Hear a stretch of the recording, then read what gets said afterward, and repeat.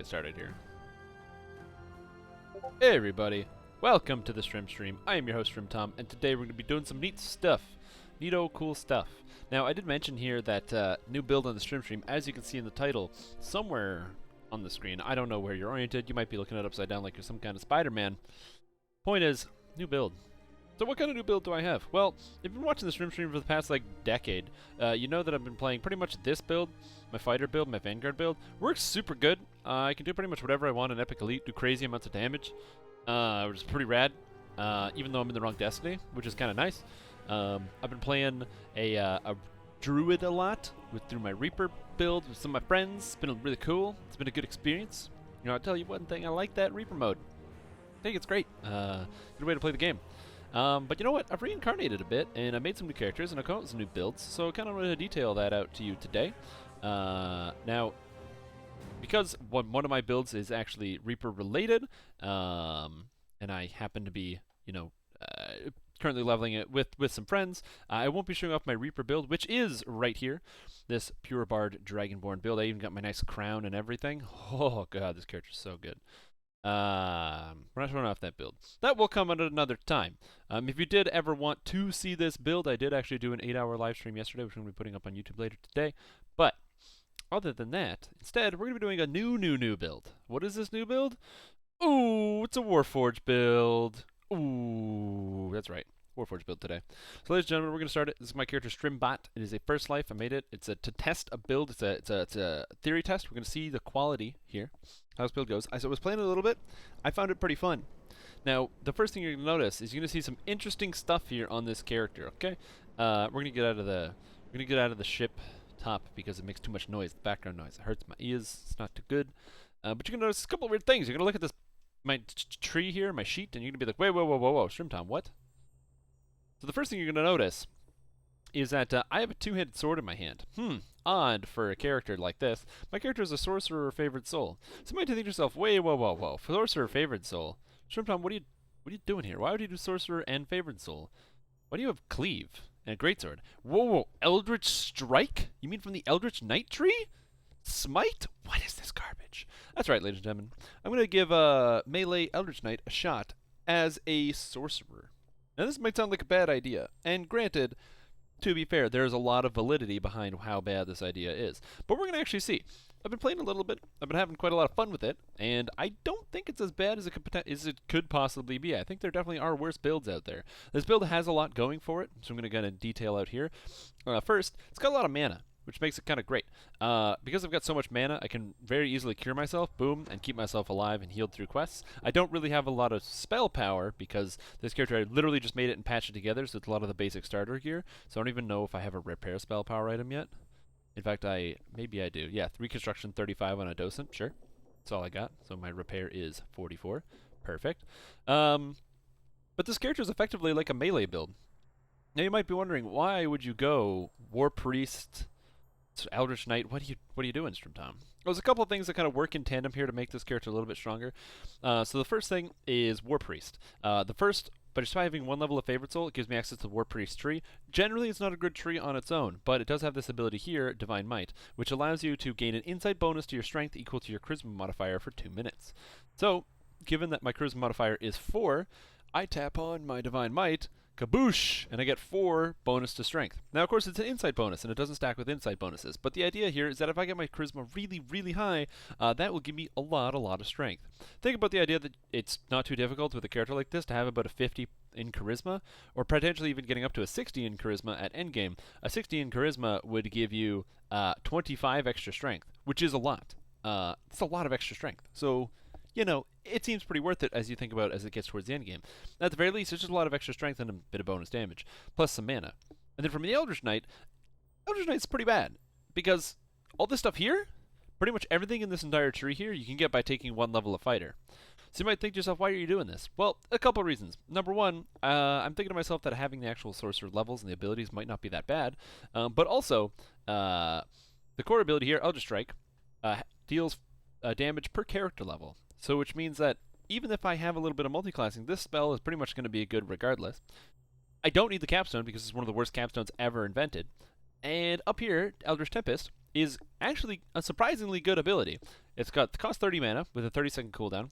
Because I'm a sorcerer and I don't use my spells to deal damage, I don't really care about the mana cost. But it deals a d6 damage per level of force damage to all nearby enemies. But it's character level, which means that when I get to 30, that's 30 d6s of force damage. It's non-resistible force damage, mind you. It has no save, so it just deals 30 d6 scaled by spell power, which is pretty good, on top of being a 360-degree melee cleave, and it's a knockdown, so it's crowd control. This spell seems like it could be very, very good, so I'm going to have to test it out. On top of getting just tensors all the time, which is kind of neato.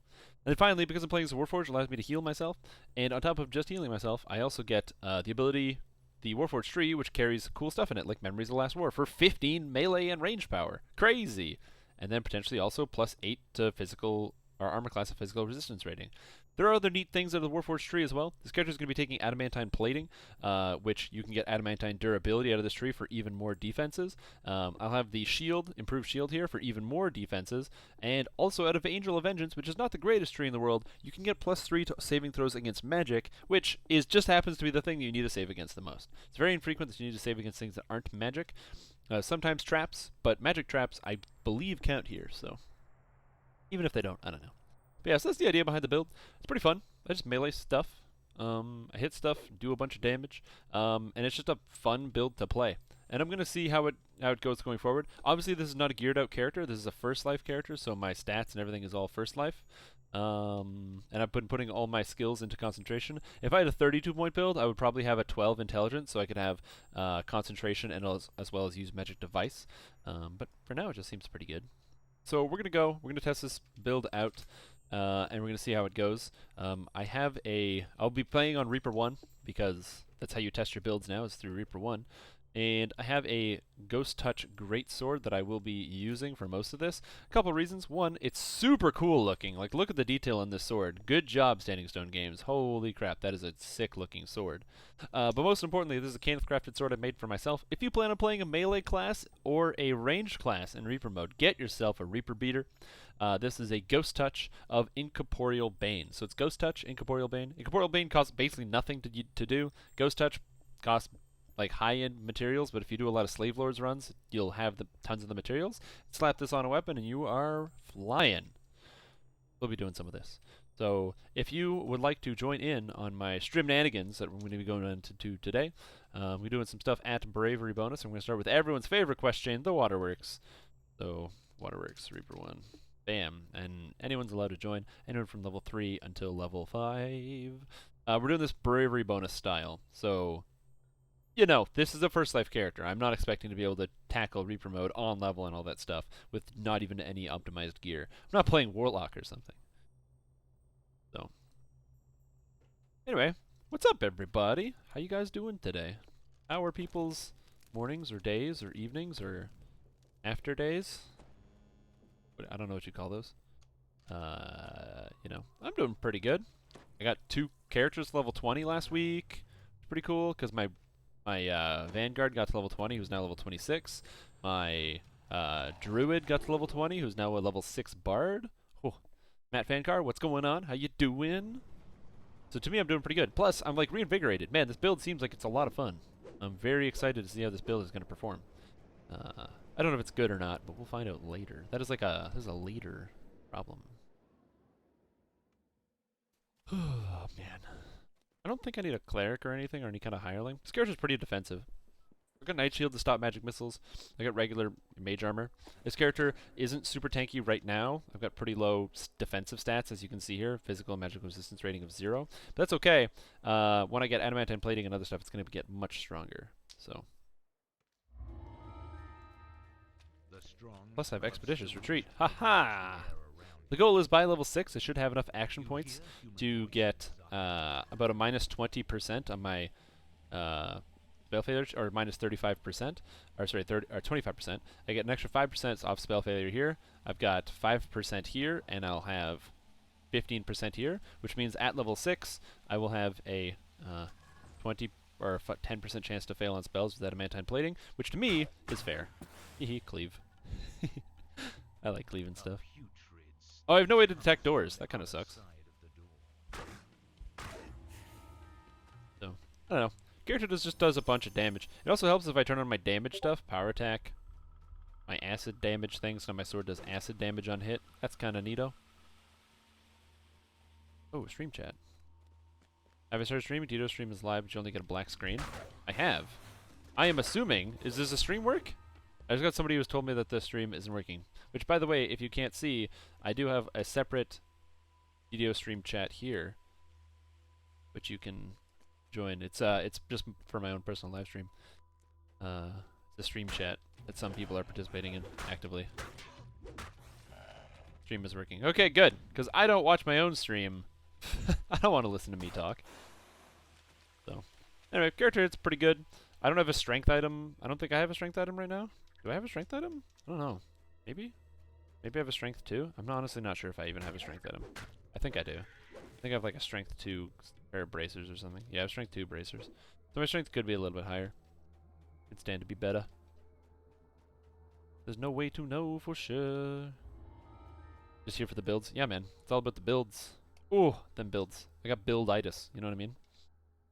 Always gotta make new builds. Do I have bravery bonus? Yeah, I do. 8. Nice. So cast a bunch of spells on me. My sick armor class. Oh yeah. Come at me, kobolds. The cool thing about this is I just have a bunch of cleave attacks. So I just attack stuff and then they get killed by cleaves. Would this not be a caster tune? No way, man. Why would I play a caster when I could just play a melee sorcerer? You know what I mean? Look at all this damage. Look at the melee. Oh, why would I play a caster? Ugh, get clubbed, oozes. Because I'm a sorcerer, you get double cast speed, so healing is really, really, really easy.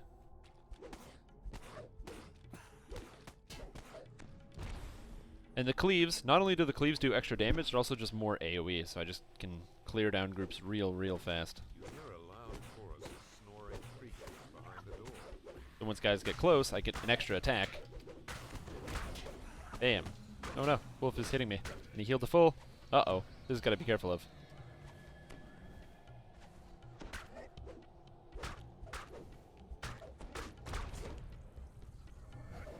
Oh, I clicked the wrong spell. No, I died.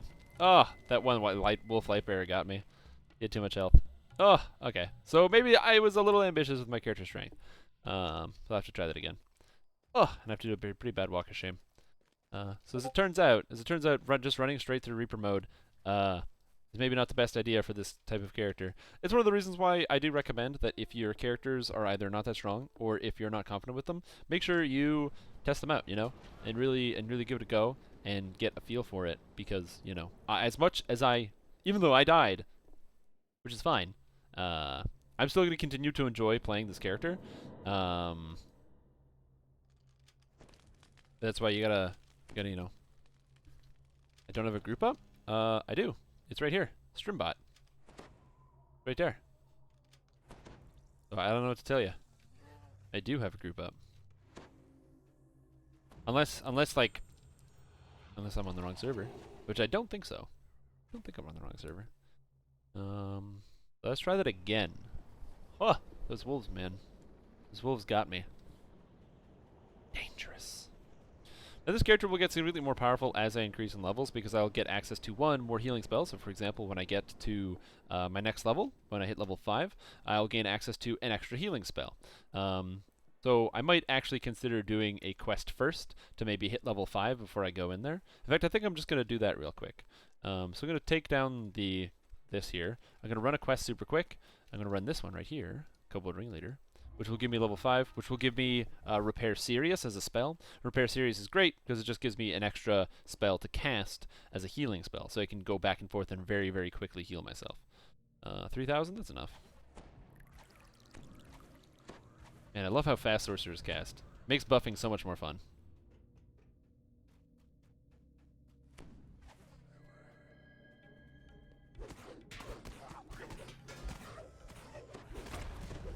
Plague Reaper. Always the first spawn. Ooh. Gonna open up. Are you able to open up Reaper because of VIP? Absolutely. I am in fact a VIP player. DDO is my favorite game. So I like, one, I want to support it by being a VIP, and I just like being able to open up Elite on first lifers. It's really important for me because I like to make new characters and try out builds all the time and stuff, and I don't really like grinding through normal, hard, and Elite because of the amount of time I've spent playing this game. After spending a lot of time playing the game, I mean, normal and hard are there. They're good difficulties. It's just not me.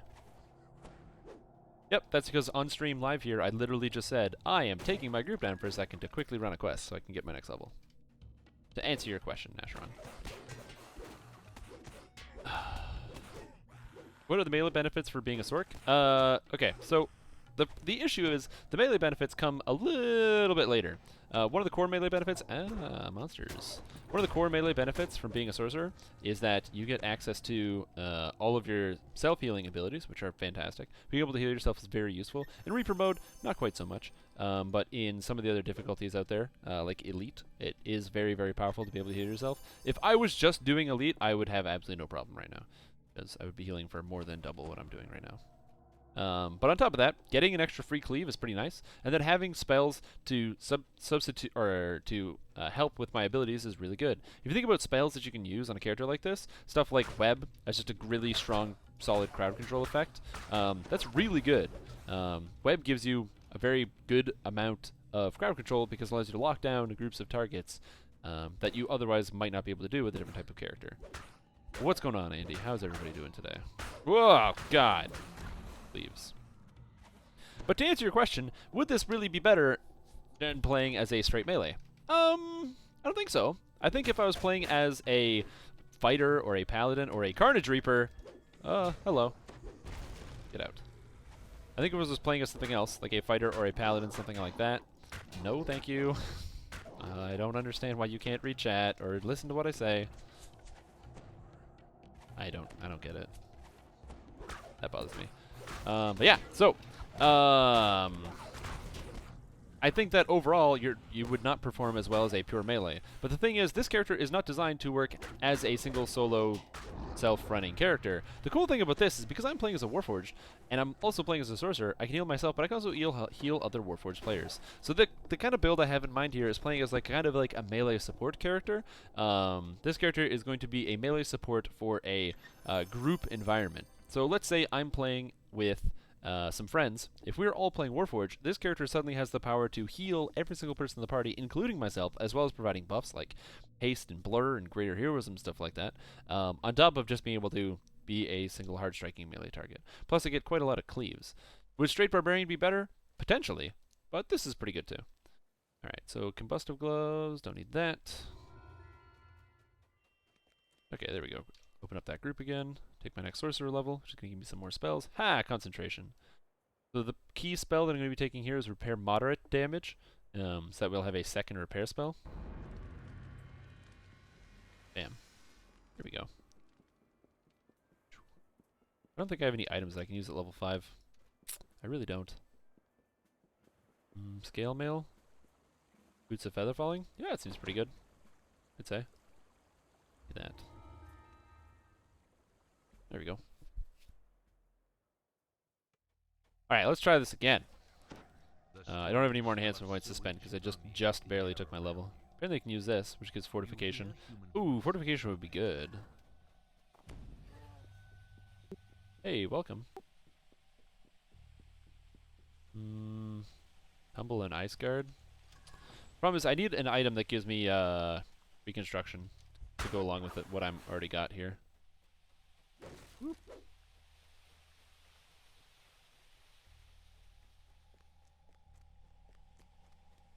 Hey kobolds, what's up? It is fun to be able to just smash things down though. But yeah, so what would this build have? It's mostly that it gives the option to support a little bit more if you're playing as a pure Warforged party. The idea behind this character is to be playing a pure Warforged party character. Well, welcome. Because as I said, if I was to play like just a straight melee, it would probably, in pretty much all cases, be better to actually play as like a real melee. I mean, if anything else, even Warforged Favorite Soul would be fairly good. The cool thing about when you play Warforged Favorite Soul is you get all the bonuses to weapons by being a Favorite Soul, so you get a bunch of extra damage. But on top of just getting a bunch of extra damage from being a bunch of Favorite Soul, you also get the option to get a lot of healing spells, a lot of mana, and even good stats. Favorite souls have charisma to be able to determine how much mana they have and their ability to cast spells, but wisdom determines their actual strength of their spells. So, like their DCs and stuff like that, which is great because it means that you can actually play as a Warforged favored soul, put no points in wisdom, put all your points in charisma, have a huge mana pool, and be able to heal people, and then not really worry about the consequences of having a low wisdom. Sure, you're not going to be casting stuff like Blade Barrier that good, but that's okay. You don't need Blade Barrier. I never thought I'd actually say those words, but yeah, you don't need no Blade Barrier.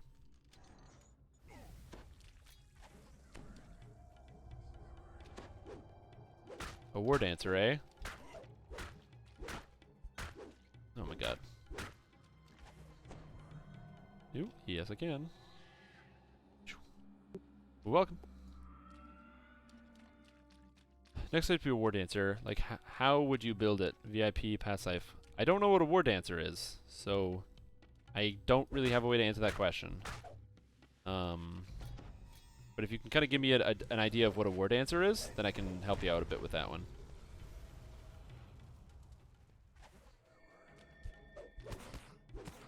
Because I'm like, is that like something from like classic D&D or something?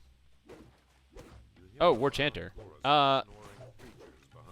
Yeah, I actually have my current main character is doing a warchanter life, and it seems to be working okay. The trick with warchanter is that warchanter is I wouldn't say difficult to build, but it has a lot of different options. So you can kind of really build it however you want. There are two kind of main schools of thought when it comes to warchanter building. The first school of thought is playing as a kind of a big two-hander murder guy. So that would be, grabbing a big two-hander, getting lots of strength, which is pretty much what my character does, and cleaving people down, getting all the freezes and stuff. The other way you could do it is while playing as a swashbuckler instead. So completely sidestepping the strength aspect of it, putting a lot of your points in the swashbuckling tree to do the swashbuckling thing, and being able to, in fact, use your charisma as a direct source of channeling through your damage. So as opposed to having to focus strength and charisma, you could just focus on charisma. An interesting idea. Could be good. I'm assuming most swashbucklers would put a fair amount of points into the warchanter tree, at the very least to get their Song of Heroism buff. It's pretty good. Ranger, Tempest 12, and Bard Warchanter 8? Man. But what does that build do? It dual wields. I'm assuming it's strength-based because you're not swashbuckling. So you're dual wielding and you're strength-based. That's as far as I got. Oh, hello, Plague Reaper. Oh, wow, I got webbed at the exact moment the Plague Reaper got here. Wow. Wow, are you kidding? Wow. Wow, Plague Reaper spawns and I got webbed. Unbelievable. Hey, Hamilton Beach, would you be able to toss me a cure, buddy? Never mind, I got up on my own, thanks.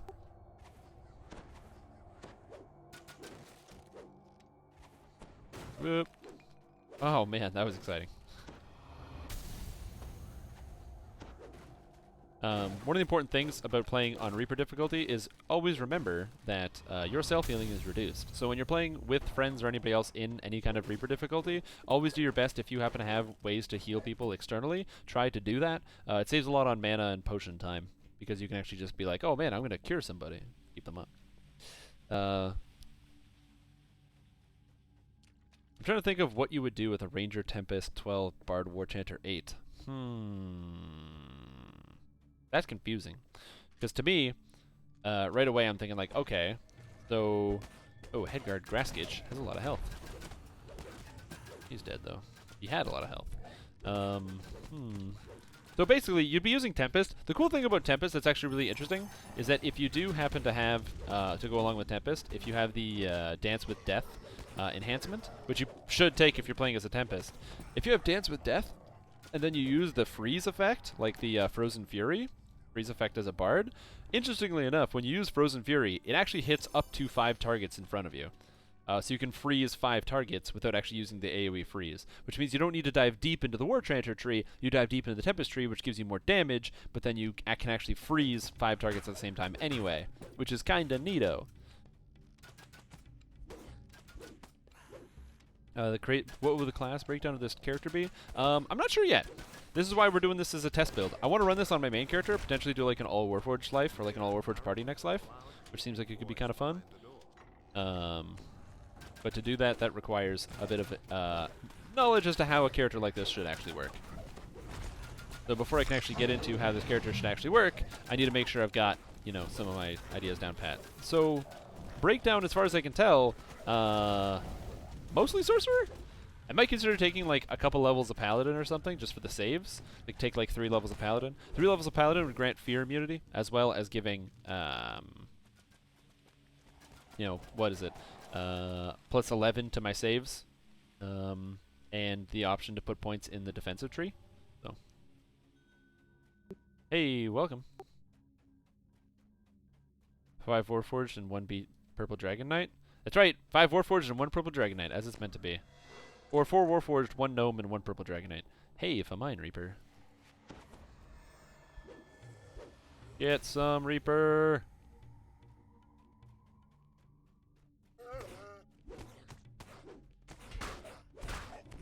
I'm very nervous whenever I encounter wolf packs like this, where they're all stealth, because you can't tell which ones are the ones that have the champs. I feel like I'm able to heal myself though. Got here. This is a Sorcerer melee build. I don't know. Eldritch Knight, I've said this before, is the absolute worst tree in the entire game. And there's a lot of reasons for it. And the reason is that Eldritch Knight has no synergy with spellcasting. So you're playing as a sorcerer or a wizard or something, and for some reason, one of the top tier enhancements of Eldritch Knight reduces your ability to cast spells in Tensor's Transformation. So what it means is you go and use Tensor's Transformation, and it gives you -2 to your DCs and your spell penetration. So you are automatically less powerful at using your spells, which seems counterintuitive. It's one of the few enhancement trees that actually has penalties in it, which is kind of weird. Now granted, I don't think that there shouldn't be reasons for you to not try to do everything. You shouldn't just be like, oh yeah, you get free melee and other stuff. But consider that you have to spend points in the Eldritch Knight tree as opposed to stuff like Fire Savant, where you get like Fireball as a spell-like ability, or the ability to kill people based on your Constitution damage. Or take 2,000 damage or something. Right? So like, there's definitely different options there as that you take on a character like this. Hello. Strip this guy. Get down, Kobold. So like I said, there's definitely different options there as to what you should definitely try to take. This guy of Liberiac, he's an artificer wizard. Holy moly. So, as much as I've said that this is like the worst tree ever, and I'm gonna stand by that, I do think this is like the worst tree ever. One, you can't really know how bad the worst tree ever is until you actually play it, you know? I can say all I want, especially when Henchman Mystic was an awful, awful tree. Man, this is one of the worst trees ever. But I didn't really understand the core issues with the class until I played it. Now, the core issues with Henchman Mystic still exist. Pretty much all of the Henchman Mystic abilities are completely worthless, and you should never, ever really put any time or patience in trying to use them. You basically just use Henchman Mystic Tree for the melee power, and then get all the good stuff out of Shin-Tao. The cool core abilities, the Key Bolt, the Key Wave, stuff like that, effectively do 0 damage and don't scale well enough with your actual melee abilities. Even though they scale 3 times with melee power, which is great, because it's 3 times melee power, that seems really, really, really, really good until you realize, oh man, 3 times melee power, you know, that's great, but I get so much melee power in my regular attacks, and that scales way harder because I can use my regular attacks way faster. The base damages on those abilities are also very low, which makes them just incredibly unappealing. So, yeah, that tree still has the same core problems, as the cool, unique stuff in the tree aren't really usable. The Cauldron of Flames was improved quite significantly, and Cauldron of Flames is a very good spell at this point, but all the other spells really aren't worth casting, which is unfortunate because they're very, very cool. If you've ever used, like, the, oh, hello, Famine Reaper. Goodbye, jerk. Yee, good job, team. We did it.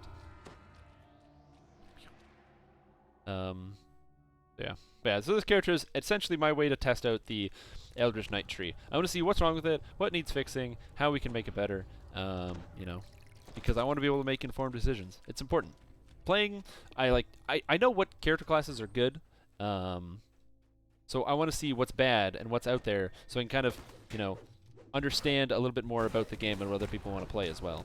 Because you also have to consider the fact that, oh, this guy hurts.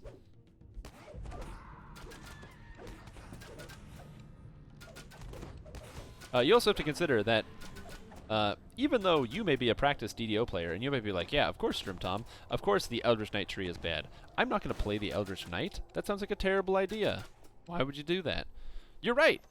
But some guy might have just played a game, a little game that you may have heard of, or maybe you haven't, but it's a game called Skyrim. Okay? And when you play Skyrim, in the first scene, you get attacked by like a dragon, or spoiler alert. In the first scene, you get attacked by like a dragon or whatever, and you got to go into this like tower or something. Anyway, so you go into this like tower or whatever, and then there's like a dude and like some magic books or something, and the guy's like, hey, by the way, you get magical spells and stuff. And you're like, oh, okay, cool. So you like equip your magical spells or something, and you realize when you equip the magical spell that it actually equips to your offhand. So all of a sudden, you have a sword in one hand, and you have a spell in the other. When I played this game, it blew my mind, because you couldn't do that in the games previous. The spell casting was a different mechanic. And I was like, wow, you can cast spells and melee at the same time? That's so cool. And they introduced the idea of the spell ward system, where you could ward like magical attacks and stuff, or ward yourself from magic damage, which was pretty cool. So it's like, man, you can like have like a magical shield in one hand. Oh, that's awesome. And it was this really great system, and it was this great idea, and it seemed super cool.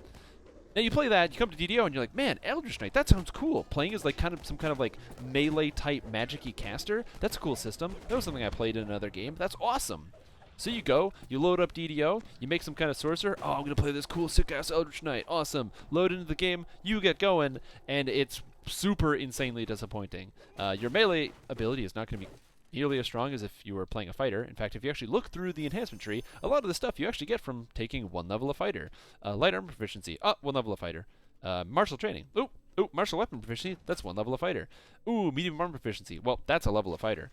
What else you got here? Shield training, shield proficiency. You get all shields, except tower shields. Ooh, level of fighter is actually better than this enhancement. You know. And some of the other stuff, like shield striking, will actually, one level of fighter will not give you shield striking, but one level of fighter will give you an enhancement, or a feat that you could take on shield bashing. What is happening back here? Whoa. So, realistically, one level of fighter gives you pretty much almost everything in the Eldritch Knight tree, and that's one of the reasons why it's so bad. There's nothing here that would make it feel better than, like, one level of fighter, which is, like, a bad thing. Like, one level of fighter is cool, but, like, man, you know, it's just not... You want something that feels a little bit better than that. On top of that, again, up here, the Tensor Transformation, yeah, that reduces your ability to cast spells. It makes it cool because you're powering yourself up. You're like, man, I'm really becoming buffing up and using my magic to enhance my physical abilities, but it comes at the cost of your actual magical abilities, right? Which makes sense, like, thematically, like, oh, yeah, as you become more powerful one way and you become weaker in another way, cool, that makes sense. But no other class does that. If you look at, like, Warlock as a prime example, Enlightened Spirit, it enhances your ability to tank. Does it diminish your damage? No! It doesn't diminish your damage. Are you kidding? Gives you way more damage. Pretty much every other tree in the game gives you like positive abilities, but because Tensor's Transformation, which already has like a built-in base effect and a system of how it's supposed to work, I'm gonna get these guys out because I don't want to deal with lightning bolts. You kind of run into this weird system where there's one thing in the game that, granted, Tensors is good. Tensors is a good effect, but it diminishes your ability to cast spells. So if you honestly think, oh, I'm going to be casting fireballs while I'm doing this, well, you're spreading your points a little bit too thin there, and you're not going to be, you know, performing as well as some other characters. Realistically, in my mind, I don't think that if you wanted to play as some kind of pure Eldritch Knight, you would actually be able to do damage. Especially considering, this is disappointing, the capstone here, Eldritch Blade, is one of the worst things in the game. It's just so bad. It's so bad how bad it is. It's so chronically bad that when you look at it, it actually seems kind of good. But if you kind of just reword exactly what it means, it becomes way worse. Okay? And so I'm going to detail that here for you in just a second. Ooh, I got to kill the shaman first, though. Die. Now, you might notice I am doing a lot of damage. I'm using a two-hander, and I have a lot of cleaves and low levels, so that's kind of why I'm doing so much damage. As I get to higher levels, I may not be as effective. So, let me kind of detail you what the capstone of this ability is. Eldritch Blade. Alright, so what it says is, your Eldritch Strike now grants you a power charge. When you have 10 power charges, they are removed and you gain Eldritch Power. Eldritch Power is plus 10% melee damage and 25 spell power for 30 seconds. Cool. Plus it gives you 2 charisma and 10 force spell power. So let me just, we're going to break down what this capstone does. So your Eldritch Strike now grants you a power charge, and when you have 10 power charges, you get a buff. Cool. So Eldritch Strike has a 12-second cooldown, which means it takes at a minimum 2 minutes. But to actually get this to activate, you have to hit a target. You can't just cast Eldritch Strike. You have to hit someone with Eldritch Strike to grant a power charge. Cool. When you have 10 power charges, this is removed and you get a buff. So if you're not planning on using this buff, you either have to hold back on casting Eldritch Strike that 10th time, or use it, get it when you don't want it, and then have to prep it again. So once every 2 minutes, you can get this Eldritch Power buff, and this is a perfect maximum of you are in combat constantly for 2 minutes. If you happen to be running through quests, it's significantly longer than this. And then Eldritch Power.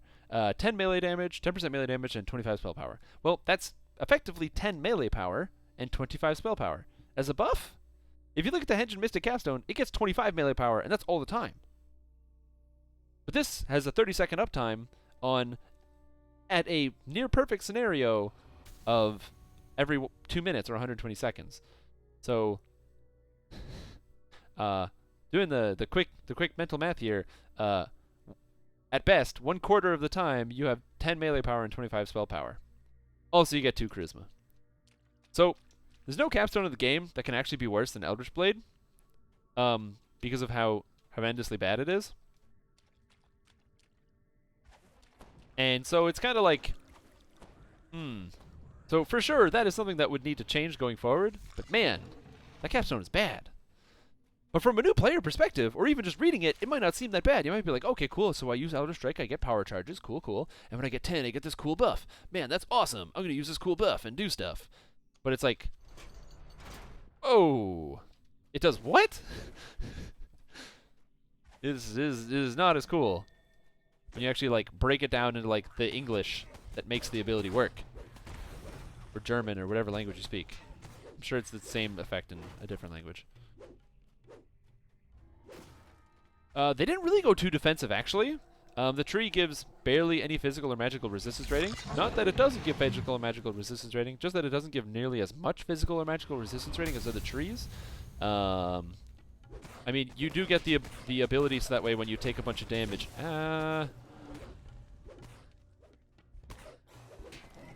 Oh, shit! I got crit. Oh, no, I didn't get crit. I just took 53. Ah! Damn, extra on-hit force. You did 53? Man, that sucks. I'm dead. Anyway, I'll talk about stuff. I was too focused on, like, talking instead of playing the game. But, again, this character is not particularly too defensive. Oh, there you go. The German version of Eldritch Knights is a bit stronger. Okay, good. I'm glad. It's good that the German players actually get a good one. Yeah, they get a bunch of defensive enhancements, like the ability to wear armor, but it doesn't give you armor without arcane spell failure. It gives you armor with 5% less arcane spell failure. Like, that's madness. And it costs you a bunch of points.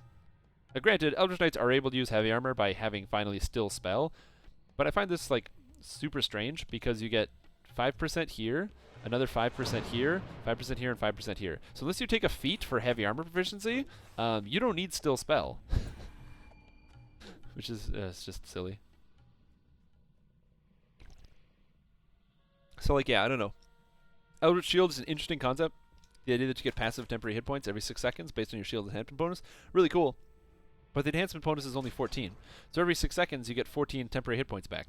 But Warlocks every 2 seconds get double their Constitution hit points back. And so do all their allies. So it's like, is that ability comparable? I don't know. I don't know. Double Strike. 3 points for 3 Double Strike. That's actually not that bad. That is not insane. There are way worse abilities than that. So there are way worse abilities than that. You also get, was it Eldritch Tempest here? Eldritch Tempest actually seems pretty good, but yeah. There are some interesting things. Elemental Resistance is okay. 3 points for 6 Elemental Resist. Like I said, there's definitely worse enhancements in the game. What else is there?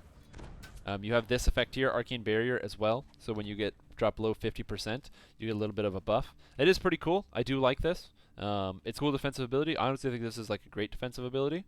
Could potentially do with a bit of a shorter cooldown, but it's pretty good. Yeah, let's go save Arlos. And then also critical accuracy and critical damage. Every other class has had those things combined, so that could just use it. Effectively, there just needs a bit of an Eldritch Knight pass that needs to take place. Ooh, Arlos is a Pandemonium champ. Cool. So yeah. So then you might be like, well, Strimtom, if you already know immediately why it's bad, you have to understand I'm looking at this in a vacuum. I'm looking at the Eldritch Knight tree as it compares to other enhancement trees. There's not really a good way to look at the Eldritch Knight tree. You have to consider that, you know, people that are playing Eldritch Knights are actually conveniently also playing Sorcerers, and Sorcerers have spells. It might be useful, the fact that I can cast spells, whether it's self-healing spells, like stuff like Reconstruction, and other things like that. They can actually make my character a lot stronger than it might otherwise seem on the surface. So that's why I want to play it. I don't think you'd be able to get away with having a pure Eldritch Knight, and I just don't think the capstone is even worth it to even consider at all. So that's why I've taken the one level of Favored Soul. That extra strength is going to be helpful if I have a lot of Charisma. Nice. Let's do part 3 and 4. I gotta repair my weapons, bruises, and then I put a sad face. Damn.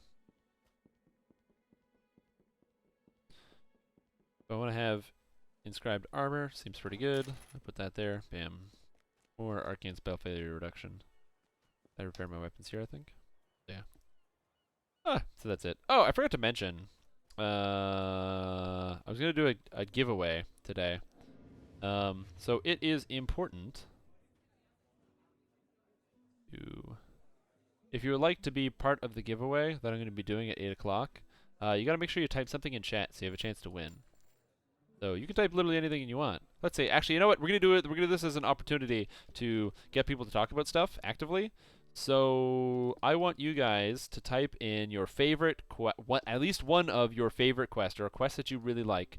Type it in chat right now, so you can be included in the giveaway. A quest that you just like. Doesn't have to be the best quest, but you just have to put a quest that you like in chat.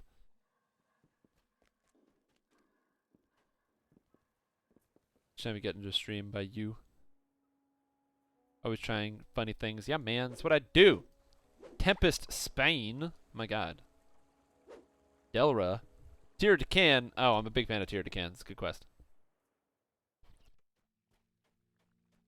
The strong smell of sewage. Ooh, Palace of Stone. Good quest. I like Tempest Spine because it's a free-to-play raid. Free-to-play raids are just good. Just fun to play. You get to play with your friends because it's free to play. You get a guy to join the group, and you're playing with a guy, and it's like, cool, man. If you put an exclamation mark ahead as a break chat program, I will let you believe whatever you want to believe, Daryl can. But yeah, so if you play on Tempest Spine, it's like cool because it's you actually get to introduce people to a raid within the context of DDO. You have to understand, raids are really different in DDO than they are in other games. If you think about like raids in other games like World of Warcraft and stuff like that, those raids are like super duper serious. Where it's like, "Well, I'm gotta get like world first." Raids in World of War or in DDO are not like that. Raids are like these casual things where you get a bunch of guys together, and when you put it on the harder difficulties, then it becomes more challenging, but it's still fun.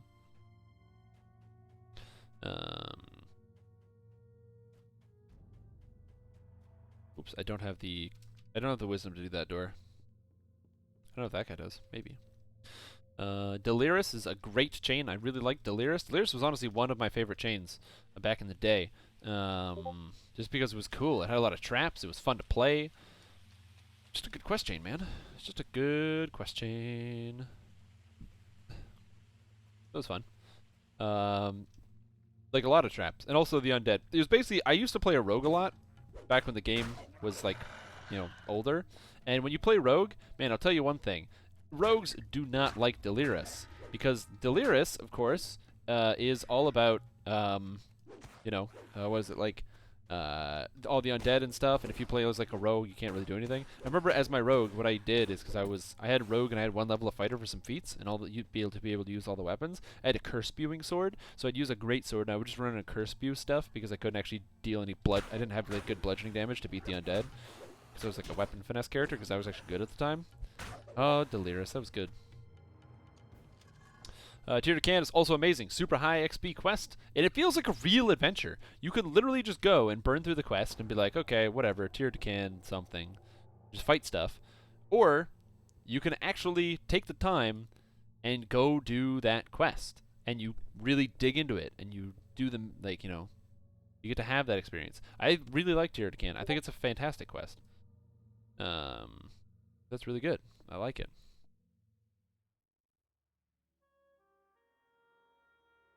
Oh, yeah. That's good stuff. I'm going to turn down Discord real quick. So I don't hear notifications from this chat anymore.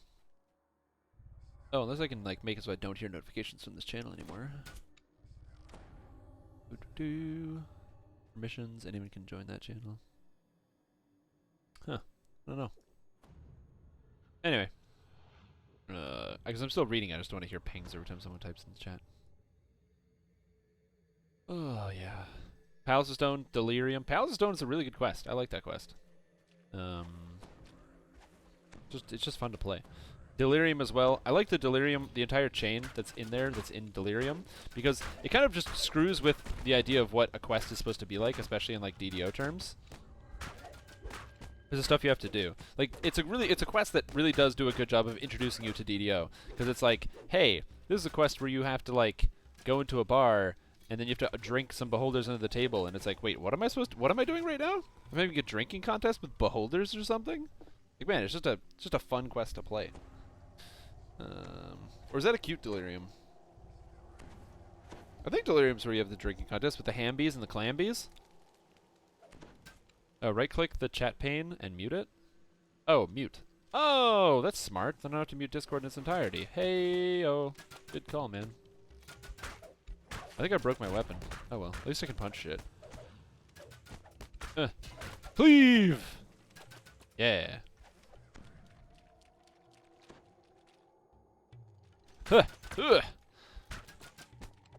Cleave! I still punch for 17, so that's pretty cool. Let's dust. It's a good one. What was the quest you need to build ships? Yeah, it's a cute Delirium. That's a good one.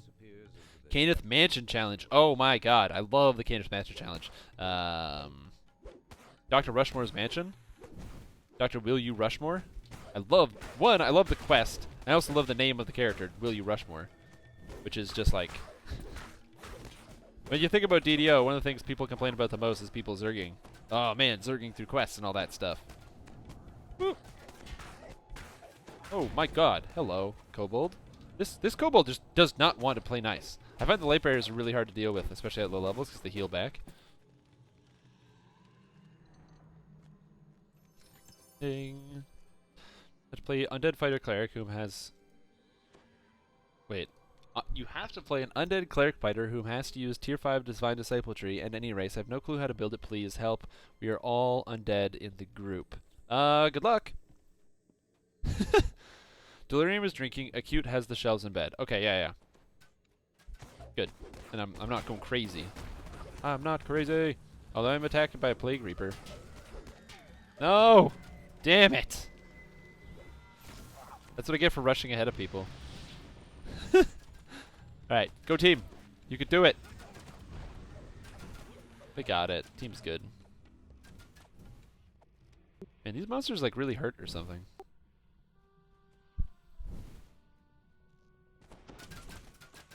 It's okay, we got a bunch of ranged guys.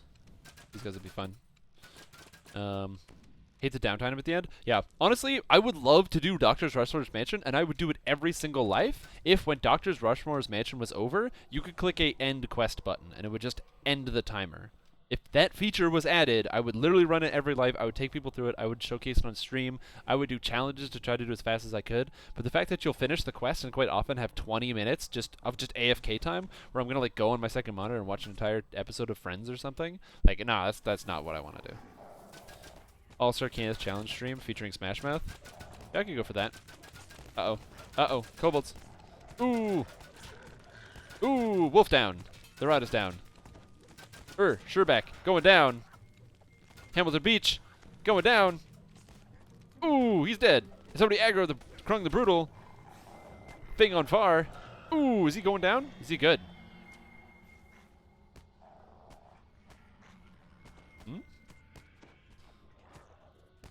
damage is too much. Uh-oh. That ogre's gonna get him. Ooh, he got away, though. That's crazy.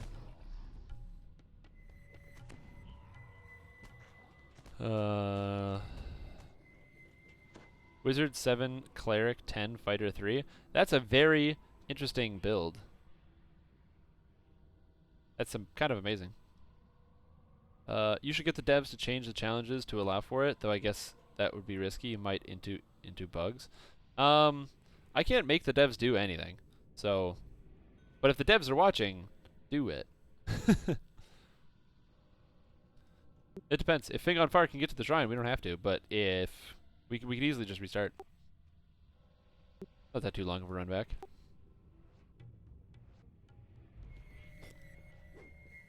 There are so many champs chasing this guy. There's a lot of champs, but you can do it. I believe in you. Okay, let's just dodge the Archeron Shaman. He dodged it. Ooh, okay, good. Halfway there. Oh, down he goes. Ooh! Mad dash. Oh, baby. Alright, Fing on Fire. He's making the mad dash. Here we go. Now, can he face the room of kobolds and wolves? Aggro. They've got aggro on him. Ooh, he goes past. Ooh, wrong lever. Oh! He makes the juke, jumps over top of their heads. The wolves are right on his tail. Okay, now he's realizes he's got to get through the bunch of traps. However, the traps might be able to actually slow down some of the kobolds. But he got slowed. Is he going to make it? Ooh, the traps might blow him up. Oh, he didn't jump. Oh, but he made a save. Oh, he's not dead yet. Oh, being tailed on by a wolf and a kobold. All he has to do is get this one door open. Can he do it? Fang on Fire. Got the door open. Ooh, resurrection incoming. Kabushki. I'm alive. He's lay on hands 1 down, lay on hands 2 down. Incoming cleaves. Oh, that was amazing. Like that was perfect. That was awesome. Oh.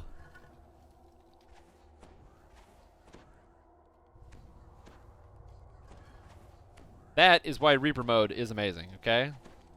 That is why Reaper mode is amazing. That was just so cool to watch. You go, have a jump spell for your troubles. I can't cure that guy. Ooh, my god. It tells you always choose whether I'm doing for favor or reward. If reward and I want you to rush more quickly, I just go several levels underleveled. You won't complete it, but you get your rewards quicker. Yeah, that's not a bad idea. Ooh. I don't know if he is in every mission of Rushmore, but the gold kobold sells buffs for time, so I just find him and sell my time when you're done. Oh, snap. Really? I didn't know that existed. That's pretty cool, man.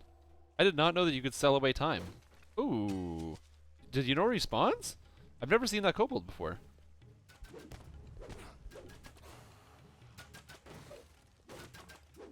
Oh, that was exciting. I'm probably going to turn that gauntlet into like a clip or something and post it. Random, eh? Yeah, I've never seen that kobold before, but I've done it quite a few times. Wait, where'd that person go? We were going to come get him. Oh. Oh, it's only in picture portals? Okay. Oh, Hamilton Beach going down. Van Reaper. Huh! Huh!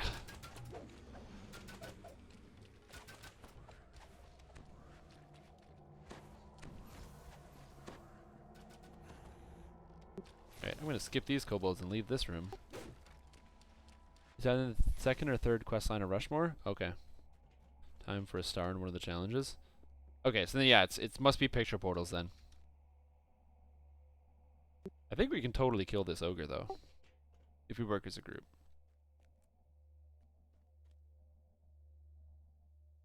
They're not going for it, are they?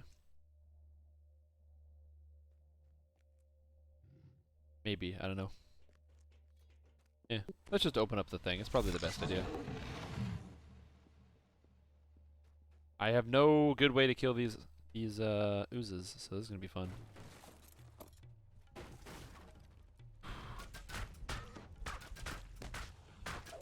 Ooh. Die, oozes. Eat my AoE damage. Ugh.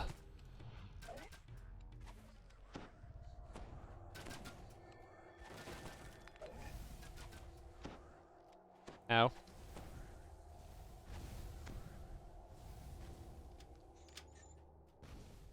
Up. Up. Dodge the left. Dodge the right. Dodge. Ooh. Ran right through that acid stream. Made it. Sweet. Remember doing this quest on normal and beat the oozes because I never could get a mukbang back in the day? I would always run through here to make sure the oozes would die to the trap. I would time it carefully and then watch them all just melt to the trap. I thought I was being so clever. Ooh, half-plate, Thornguard. Man, could you imagine getting an item like that nowadays? That would be crazy. God, I want to take on this ogre. Is this the Fabled Eldritch Knight? Oh, you better believe it's the Fabled Eldritch Knight. Yeah, maybe we'll do Candace challenges on stream. I don't know. I can do whatever I want. I don't think I can fight this ogre, though. Oh, he's almost dead. Ooh, do I have a range spell? I have a Firefinger wand. This seems good. Shoot this guy.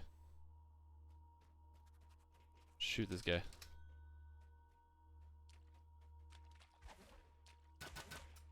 My Firefinger wand. Yeah, he's dead. Artificers. Turn up the acid damage so it's almost impossible to get through. Yeah. Treasure. Ooh, an actual great crossbow. Those are insanely rare. Oh man, I didn't know there was a mushroom here. Oh, secret mushroom. Apparently I don't have enough bag space in my bag. My collectible bag, so I have to get a new one. A lot of stuff in here. 2 Tome Prophecies of Kyber? Man. I bet Giles Goodman's going to be loving one of those. But yeah, this is the Fabled Eldritch Knight build. The build that is awful and terrible, but you know what? We're doing it anyway. We'll do it live. Ladies and gentlemen, we'll do it live.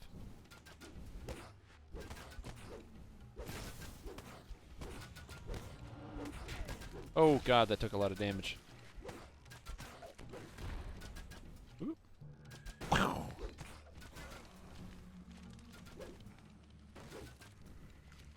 See, it's one of the things you gotta remember, especially about something like DDO, right? I'm having fun. Oh my god, is it 8 p.m.? Alright.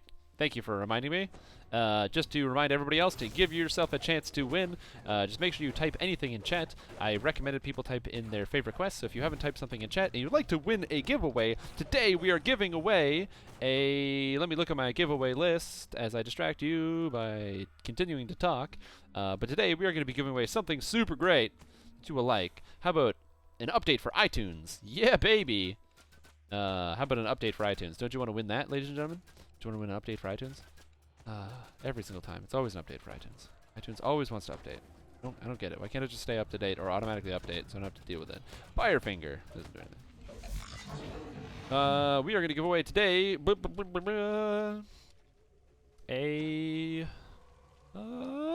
I want? I'm going to give away a Shadowfell Conspiracy expansion pack. Why not? We'll give away a Shadowfell Conspiracy expansion pack. So what do you get if you could win a Shadowfell expansion pack? Well, Shadowfell Conspiracy expansion pack. Bam! What do you get from doing this? It comes with a lot of super cool... Wow, the page was actually updated. Ooh, the DDO page on DDO.com was updated. I did not know that. Hey, and I tripped this guy too. Yeah, feels good. Feels good, man. What can you win on this? The regular edition of this, you get the Shadowfell's Conspiracy content, which is like Wayloon and the Stormhorns and stuff, which is pretty cool. You get 1,000 Turbine points. You get a Purple Dragon Knight Iconic Hero. All of your you get 1 Lesser Epic Totem of Learning, which you can use once per server. Every single character that you make gets a +1 skill tome and 1 character slot. That's right. So let's say you just started the game and you don't happen to have all of the expansion packs and stuff, or any of them really. I'm giving away a Shadowfell Conspiracy expansion pack to 1 lucky viewer who types in their favorite quest in chat. Also, what's going on, Temp? Because 8 o'clock is an approximation, man. It's an approximation. I'm getting killed. Oh, no. Oh, jump to the safe place. Safe place. Ha! Kobolds can't get me here. Oh, lightning bolt. Alright. I was so wrong about the area in which I thought kobolds could not get me. As it turns out, lightning bolt is still a spell in the game. So I'm going to take this opportunity of being dead to give away some stuff. You have 35 seconds to put in your vote before I will pull the trigger and do a giveaway.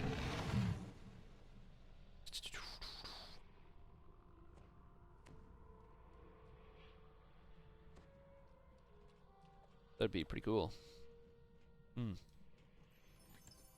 Raise me. At least bring me to the shrine. I almost made it. I was almost cool. I really thought I was doing like a good job of like not dying, but it was not good enough apparently. All right, 30 seconds have passed. So the winner of the free expansion pack, which you'll have to say something in chat to claim it, is boop. Hey, there we go. I've given him an expansion pack. Congratulations to Mr. Vornami in chat. You won yourself an expansion pack. If you want it, I'll give it to you, but you gotta tell me that you want it. If you don't want it, I'm gonna give it to somebody else. Oh, well that sounds great. Guess what? We're gonna do a second roll. Good job, everybody. Look at that. See, and you can still win. I like people like that when they're like, ah, I'm gonna give it. I don't need it. Reroll. All right. Well, let's give it another shot, everybody. So 3, 2, 1. Kablamo! VLove931. You are the proud owner of a new expansion pack. Really cool stuff. So if you are not sure about what the expansion pack possibly entail, it is, Shadowbell Conspiracy content, which is 3 packs, 1,000 turbo points, Purple Dragon, Knight, Iconic Hero, and other stuff. So there you go. I'm assuming you want it, so I'm going to send it to you in a message. So congratulations. That's right, it's 100% rigged, because I did it. Ha ha ha ha ha ha. If you happen to already have the expansion pack, just be aware, you can't use it on your primary account. However, being in possession of it, you can, I'm going to send it to you in a message here. So I'm going to use my little app here to do that. I'm sending it to you in a message. So you'll have to check your messages on Twitch, which is how that works. I don't know how Twitch works with messages because it's got a notoriously bad messaging system, but it's just the easiest way for me to keep track of who I've given stuff to. So we're going to load you a code here. No, bad computer. Shadow, oh god, I'm being attacked. Shadowfell. Shadowfell X-Pack. Here we go.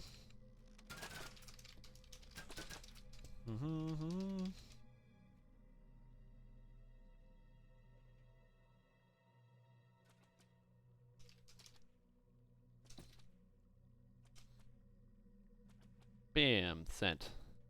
There you go. I just sent it now. Yeah, Canada. Canada also does make good scapegoats. If you've ever seen oh my god, I'm running away. See ya. See ya later. This guy is a super champ. Red name. Oh, and he's still aggroed on me. Look at this. Look at this! Ah! Glad I had a bunch of guys shooting at him. Holy crap. But yeah, if you don't have the expansion pack, it gives you the option to make a Purple Dragon Knight, which is just good. Purple Dragon Knights start at level 15, and they are a good race. Being a base fighter class means you can multi-class into all sorts of really cool stuff, as well as just playing as a pure fighter. Pure fighter would give you great, like, vanguards, that sort of thing. But then being able to multi-class and do good Sylvanas builds using mauls, and being a religious character, you can make really good swashbuckler-type characters. You can multi-class into a druid and play as, like, one of them, druid exploit builds that are all the rage. All the kids are playing those. That's also an option. Ow, I got critically hit. Bad kobolds. So there's a lot of really good options out there when it comes to the type of builds you can actually play. Yeah, so that will give you an idea of what you can do with your character. Whoop. What is the Druid exploit build? Druid exploit build! Oh my god! Probably shouldn't talk about exploits on stream, but whatever. It's super popular. Druid exploit build is basically that there is an odd mechanical issue with druids. So as it turns out, while you're in animal form, you are classified, because you're using an unarmed attack, you are constantly classified as dual wielding. So which means that you can die to lightning bolts. Uh-oh. Oh, the Plague Reaper. Wait, is that what killed me? I don't think that killed me. Yeah, it was the warrior that killed me. It was not the Plague Reaper. Go, ranged! Get him, ranged! I should sidestep over here, because these guys are still casting spells. This guy's still casting spells at me. Hey, yo. Oh, no, he's not. He's just looking the wrong way. You got roasted. But you are pretty much classified, always, as being dual wielding while you are playing as a animal form, because you are unarmed fighting. However, you can, because it scales using your main hand weapon to propagate the damage, the way it's coded, even if you have one weapon in your main hand, you can be classified as single weapon fighting. But you're always considered two weapon fighting as long as you have the feats. So if you have the feats to give yourself, you know, the best two weapon fighting, give yourself an 80% offhand attack chance. Ah, thank you. You give yourself the 80% offhand attack chance, which is pretty good, basically giving you 80% extra damage, but you're also single weapon fighting. So your attacks are dealing 100, or you have bonus attack speed, and you get 150% of your main stat. And you play as in wolf form with some fighter and some ranger. You get a ton of strength, like getting your strength pretty much over like 100 with a bunch of rage effects and other things. And then with your strength being insanely high, and that scaling 150% like it's a two-hander, but you're also attacking with the highest attack speed in the game. Yeah, you can get some crazy damage right there. Where basically your weapon doesn't matter. All that matters is you have the right feats and a lot of strength. You just start clubbing people down. Like you're some kind of club man or woman. It doesn't really matter. Realistically, as long as you're just getting some good club on, you know what I mean?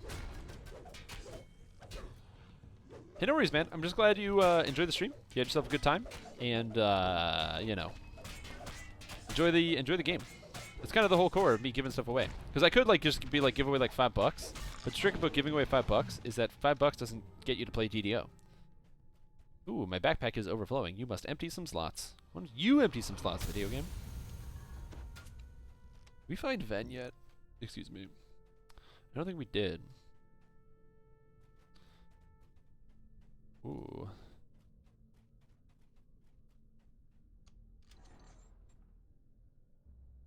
Hmm.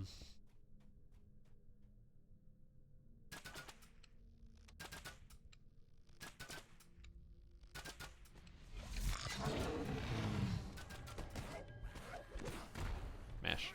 I do like hitting for like 50 damage. It's kind of cool. It's like crits, but... Hey, Fam Reaper. Oh! Goodbye.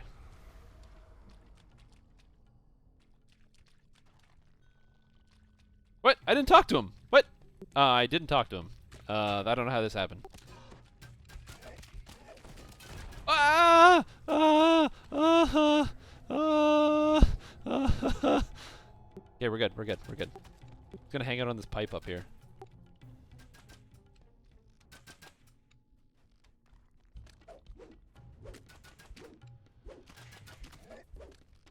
On the pipe.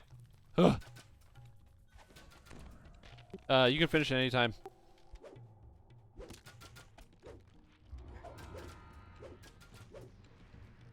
Oh, God. Quick, jump on the pipe.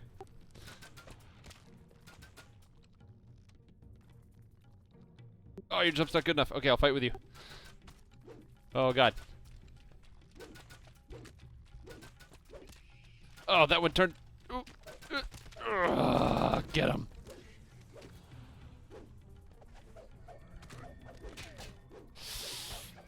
Oh, did we get the champ? Oh my God, we got him. That was intense.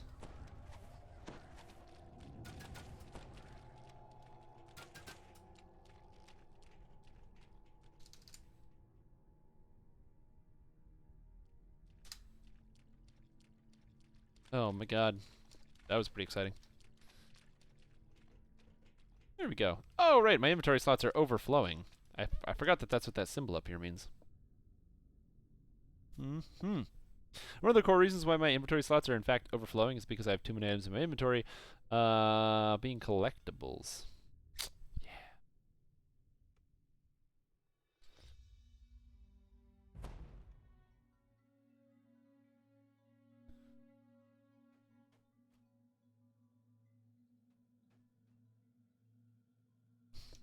Cleric, Ranger, Rogue, Morning Lord using a great crossbow. Oh, to burn through cleric lives? Yeah, that's not a bad idea. Good job, everybody.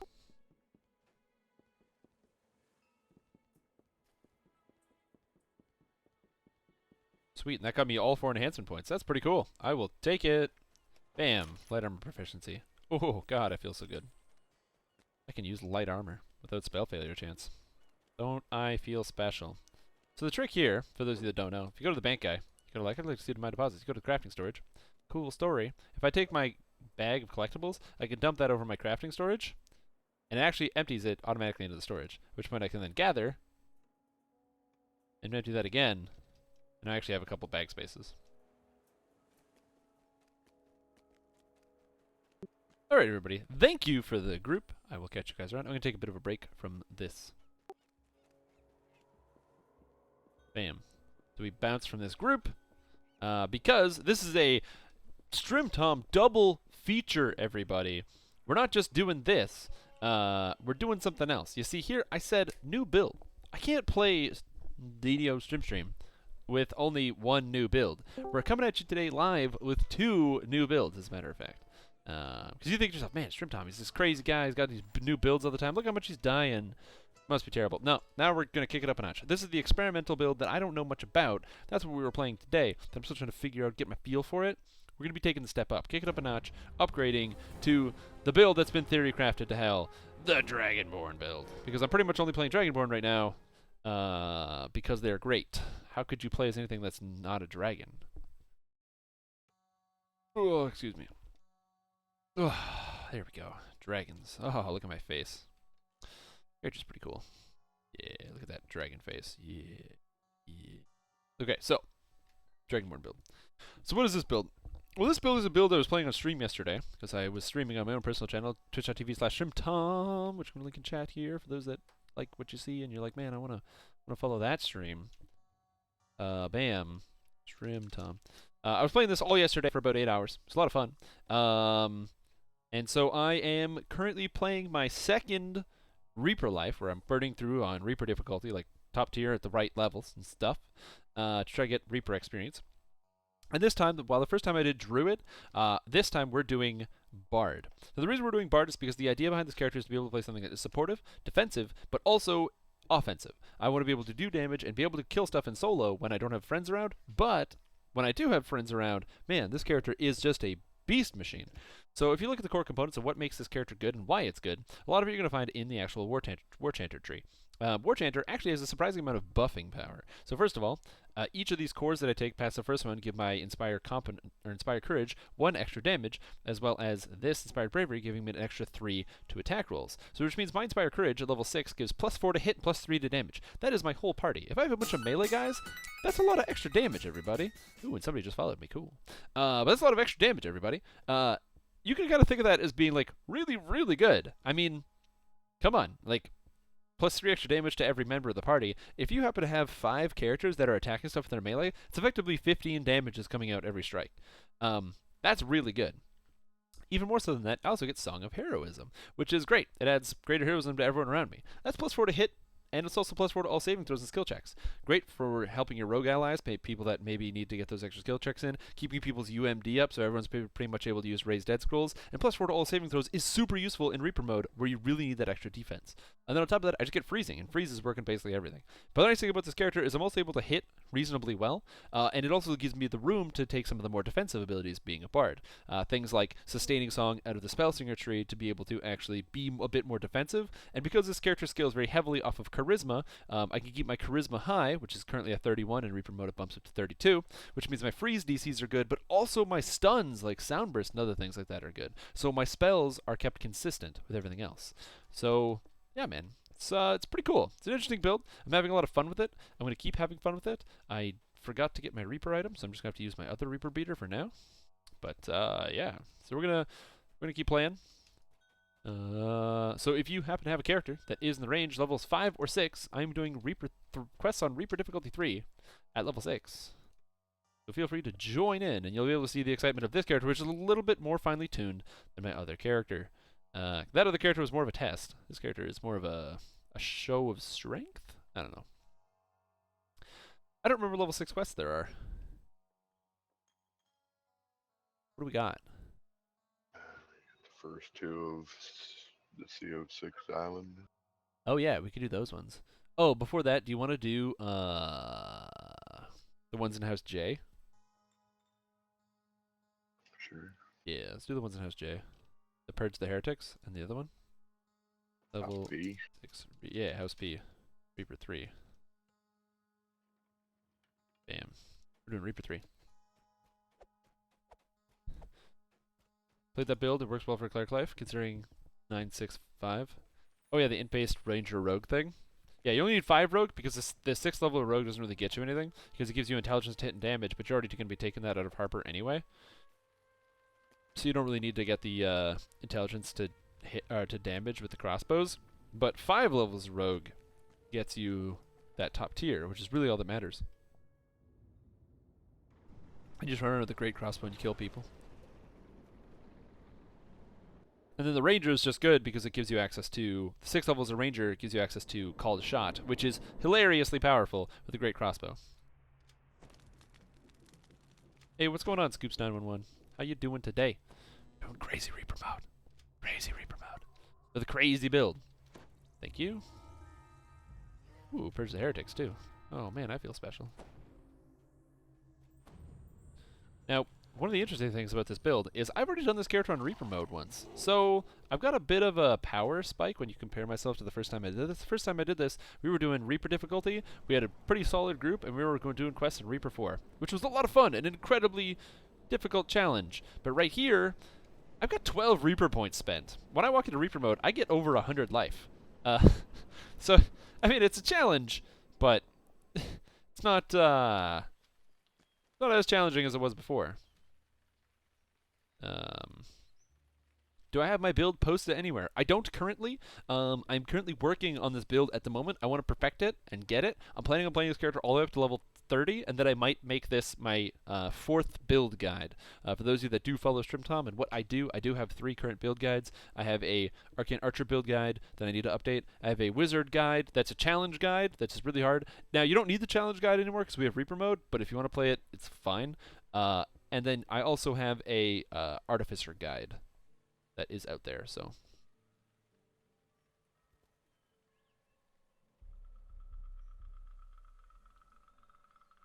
I do stream on the official DDO stream from 7 to 10 p.m. on Tuesdays. Oh, 2 days? That's me not being able to spell simple words that other people can spell good.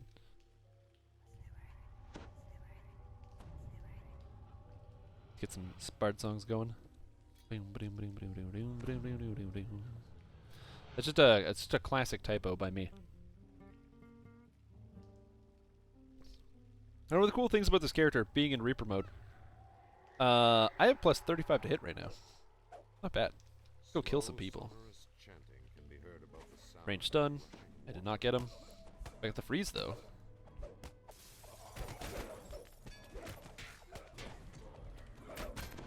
I got the stun on everybody. Lightbearer is free. Got the freeze. We're good. I also get a lot of decent trip DC, so I can actually trip these guys, which is kind of funny. Which I like doing. Now, one of the things about playing on Reaper 3 is your self-healing is reduced. I can heal a Mistwalker for a lot of health. I can't heal myself for nearly as much. Like, my character heals 21 right now, but I also happen to have 100 positive energy spell power. So, yeah. Oh, this build, this is a pure Bard warchanter, man. Pure Bard warchanter. The whole goal of this build is to kill people while also Reaper. I'm on him. Ooh, got him. One of the items that is essential for playing in Reaper mode, which I do recommend if you're planning on playing Reaper mode, make sure you have a Reaper beater. Ooh, I'm going to acid trap this guy. Acid trap. Or, never mind, you can just vorpal him. Whoop. Halfling Bard is frozen.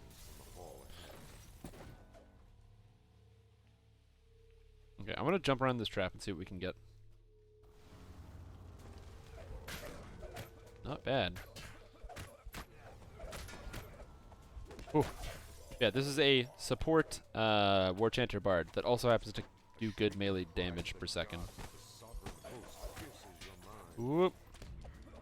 Got the stun out. Got the cape marking house. He's stunned. Whoop. You're just gonna notice I pretty much play high difficulty settings the kind of the way that I drive, which is that when I drive, I mentally call out every single thing that I see on the road. It's the way that I was taught to drive cars. And basically, it was one of the things that I was taught to by my driving instructor when I was first learning. He was like, oh, talk about the road. And I'm like, okay, why? And he was like, because if you talk about the road, anytime you tell me something you see, I know that you see it. And you're also confirming to yourself that you see it. It makes it more active in your mind. So when I drive, I literally do just that. I mentally say, oh, there's a guy turning left. Oh, there's a guy doing this. Oh, the guy changed his signal. Okay, that guy's slowing down. Oh, this is happening. Oh, I see that guy over there. I'm going to try to kill one of these priests here, but I don't know if this is going to work. Oh, I got the stun. He should be dead. Reaper. Plague Reaper. I got the Soul of Ice frozen. Going for the stun on the Reaper. Oh, I got the Reaper stun, though. I got the Reaper stun. Not dead. Oh, get him! Get him! Oh, he's almost dead! Get him! Get him!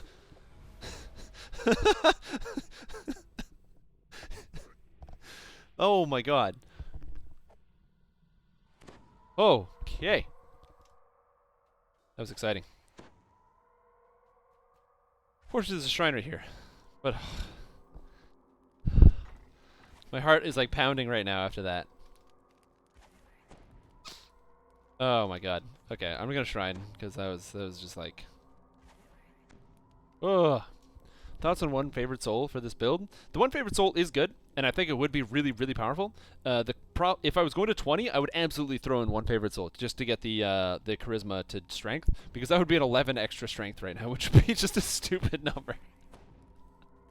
My strength would be like 40 something at level 6. Which I just thought of would be kind of amazing. So for leveling purposes, I think one favorite soul would be actually crazy good because of all the extra mana it would give me too. But because I am going to be taking this character all the way up to level 30, War Master gives +5 music bonus to attack and damage as well as a bunch of defensive stats, which I think is just going to be better overall. I'm going to pull this stuff out of here. Sweet incense hangs heavy in That guy got destroyed by something. Solar Cruelty going in on him. Yep. Pulling this guy around the corner so he can't get healed. Hey, welcome. Step in quick and you can get the finish. First at the final boss. She hurts though. Oh, yeah, I want to go on those elf priests. I'm just hugging this wall here.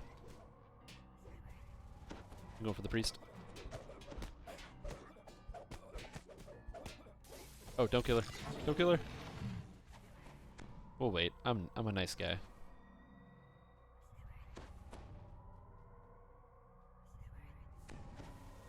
I think that she also... It doesn't look like she's curing herself. Oh no, she cured for 100. Ow. Back. Yeah, man, I'll cure you. So, actually, now that I think about it, the more I think about it, if you were to play this character in just heroics and you have no intention of going to epics, I would absolutely take one level of favorite soul. Especially because of the amount of charisma that I have, because charisma is my main stat. Man, that would be so good. Plus 11 to strength? My strength would be 43 right now. Thanks, friend.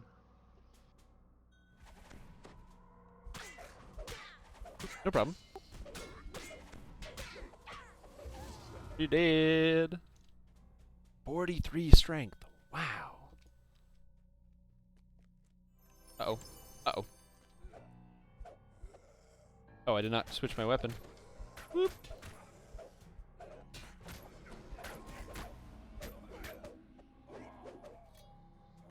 .43 strength. I'm literally thinking about the math behind that. Would that be worth it? It would also give a ton of extra mana. Like, probably like 250 extra mana, at least, by taking just that one level. Probably more than that, actually. Probably about 300 mana, based on how much charisma I have.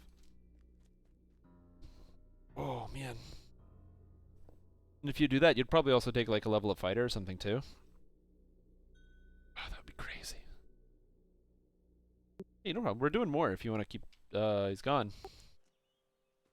Well. Well, I had a stone and I was halfway to the shrine. Oh well. Alright. Next is going to be caged trolls. Yeah, man. It's all about whatever keeps you focused and engaged. It's one of the reasons why I like Reaper difficulty so much, is because it really pulls my focus into the game. It's one of the things that makes it hard to stream, and why a lot of times I won't stream Reaper difficulty, because I really just I don't have the quest. But I just really enjoy the very intense combat. You know what I mean? It's very exciting, gripping, active. Whereas, like, sometimes elite difficulty doesn't feel quite the same.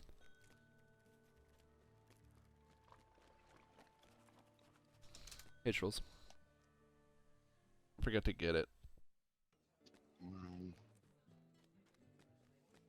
I got you. I got you. Damn, skate trolls. Are Dragonborn better than humans for Warlock? No. Dragonborn are probably only better for Sorcerers. I think for every other race, it's probably better to go human, because the feat is going to outweigh the extra stat bonus. 3, right? Yep. Keep a tree. This is talking about the raw math. If you just want to play as a Dragonborn, though, play as a Dragonborn, man. Dragonborn are cool. They're like lizard-like people. I think Southern also has a lot of Reaper points. Like, I don't know, but something about 349 health just screams Reaper points. You must be nearing the Emerald Falls hidden laboratory. The air stinks. Haha, you're frozen.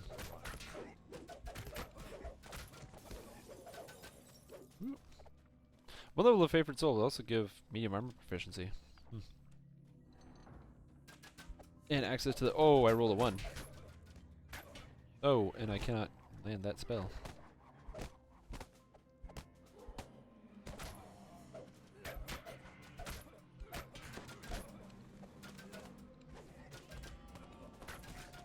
Okay, okay, calm down. I could not do it. There's really nothing I could do to get away. I couldn't heal because I don't have Quicken.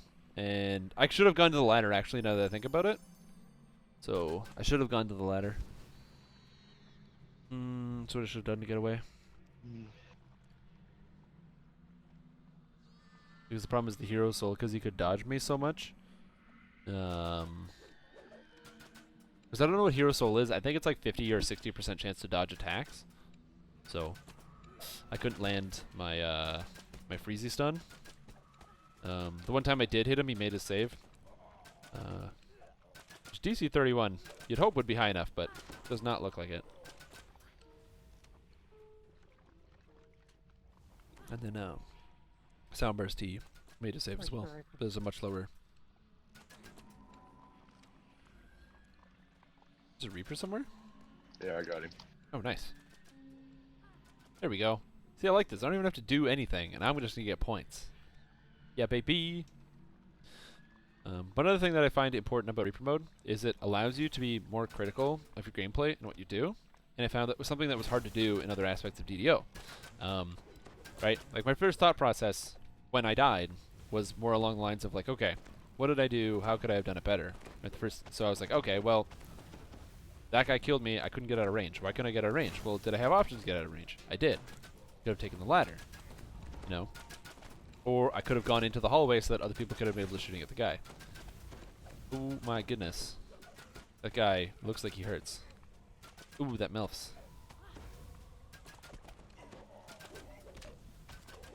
That melty, melty acid arrow.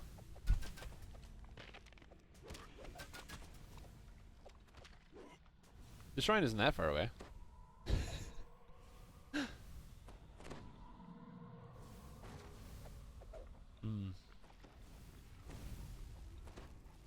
Uh-oh. I don't think she saw the stuff she just aggroed. Oh my god. Like, I still think she hasn't seen the stuff she's aggroed.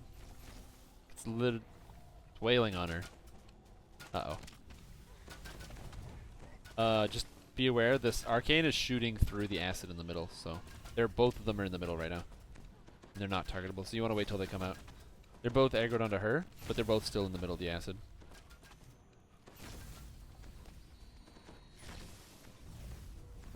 They're still in the acid. They're literally standing in it.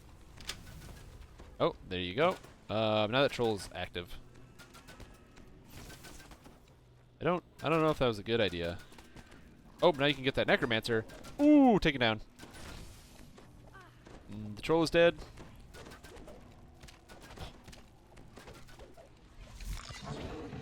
Yeah, I guess that was pretty good. Allowed you to go in straight after the caster guy. That was a good idea. Somewhere in the distance, a single low Now I'm back by trapped. Oh, you'll be fine. You have a trap person.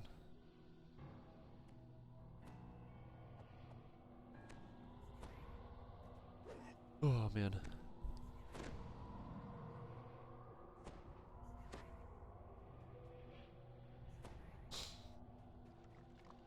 Oh man. Well, I know how I've been doing. Playing some Reaper mode. Having some fun. How about you guys out there in chatland? Have you guys been enjoying the game? Come up with any new builds, anything like that? Because like I said, I know I've got some new builds that I'm kind of working on right now. A Warforged build and also this build, so. That's right, Ouroboros 222.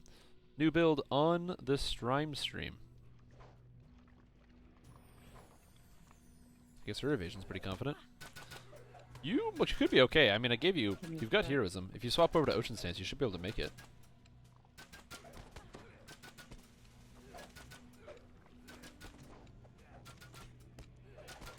Ah, you're good. But yeah, this is a new build today on the Strimstream. Just started playing it after years away from the game. Flying Midget, perfect time to get back in. If you did spend some time playing the game previously, there's a lot of cool new features. A new race just came out about a month ago. The Dargenbjorn. I think I'm saying that right. Ah, we're live.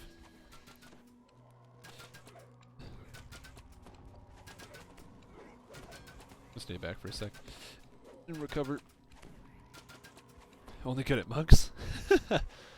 Hey man, monks are a really good class. I'm not very good at monks. I let other people do that stuff because that seems hard. I forgot to pick up low-level scrolls, so there's not much I can do for flashes. Sorry. Oh, heal me, don't worry. I was just getting my songs out so you guys keep doing stuff. I actually have saved 3 people so far with this stupid wand who are under 0.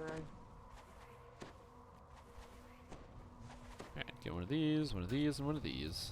Yeah, man. If you wanted to get back Kind of half useful. into DDO and give it a shot, I highly recommend now. Now is a great time to get into it, especially because there's probably going to be a new update coming out at some point in the next, or in the foreseeable future, that will be probably releasing with like some new quests and stuff. You can never really complain about like new quests and stuff. Ooh, what? Blackbone Knights. Uh-oh. What am I gonna do with this? And on top of just stuff like that, or not only are they probably going to be some new quests coming out, which would be mighty swanky. Ooh. Watch it. Whoop. If you start playing now, you can get your character prepared so that when the new expansion drops later this year, you'll be all ready to go for that one. Single high-pitched bell chimes. Nice. Cool. So now we're going to do Grey Moon 1 and 2. That seems pretty good. We have a trap guy, so we can do Grey Moon. Sorry, Dusk, yeah. Yeah. Yep. The first 2 parts. Oh man. First 2 parts of Grey Moon. But because there's that new expansion coming out later this year, so that's pretty cool. Yeah, if you haven't played in a while, there are a couple things that have changed with the game recently. So there's the level cap is now level 30, so you've got all the way up there with the new legendary feats.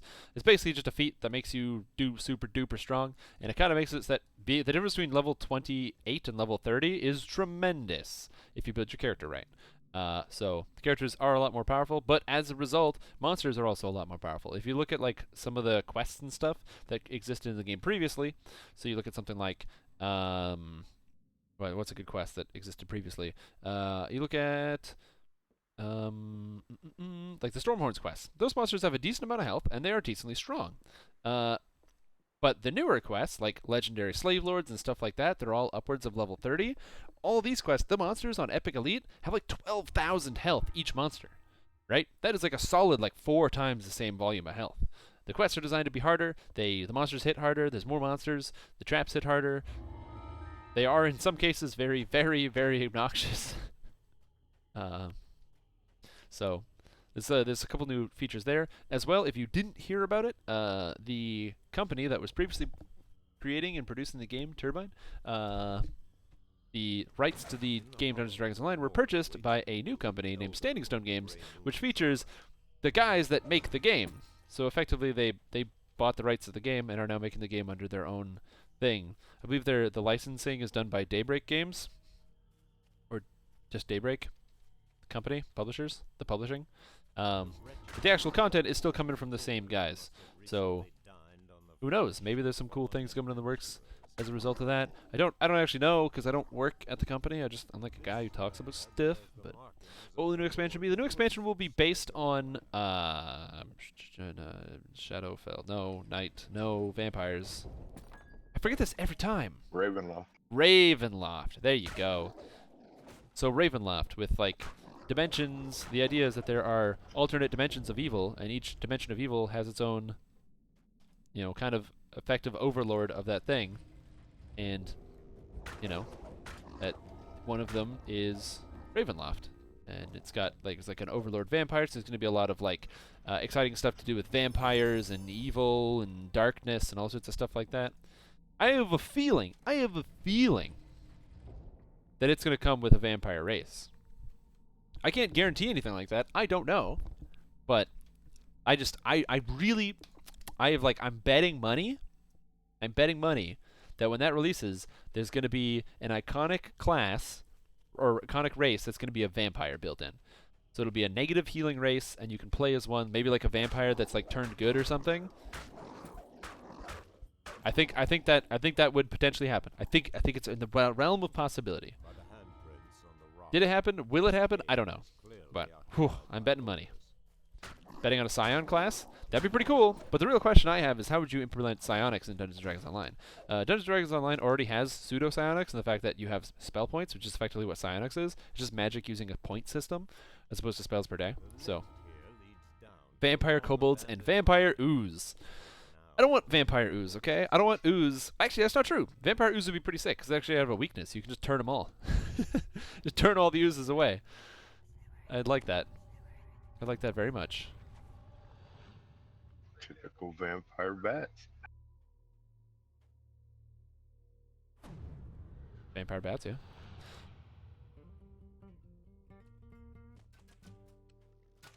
The mine is dank and filthy. Angry growls echo. Oh, blurry. Cannot hit. Blurry cannot hit.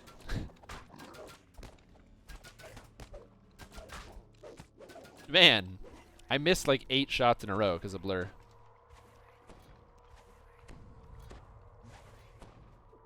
I got you, don't worry. Thanks, he was hitting pretty hard.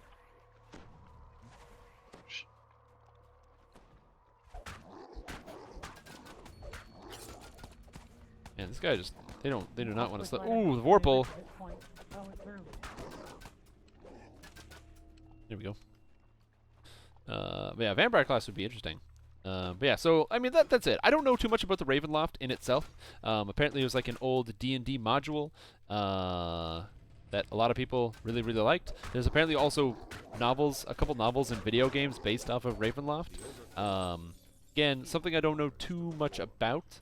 I haven't actually really done my research and looked into any of these types of things. I am excited though, because it's going to be an expansion and it's going to be cool. If you think about like kind of what Menace of the Underdark kind of did, I really love the set pieces involved in Menace of the Underdark. The actual like the areas that were actually explored, the way everything looked in game, new monsters and stuff that were added. I really like a lot of what was done in with that expansion.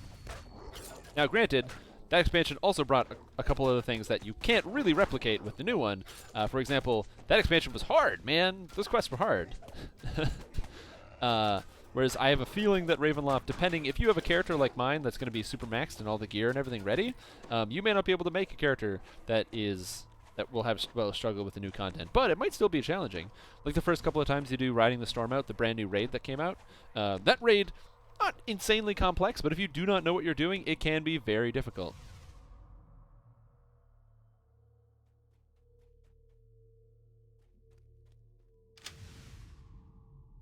It was a first edition module, and second it became an entire campaign.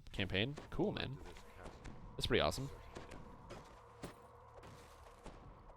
Now, just what if offhand the new raid from Ravenloft is your worst nightmare? Maybe A giant vampire bat boss. No. No. It will not be You a want giant the key? vampire bat boss. I picked up the key. Ow, it casts Fireball? What the crap? Fire off the face. Ow, my face. I got fireballed. I didn't know that cast Fireball. Why is it casting spells?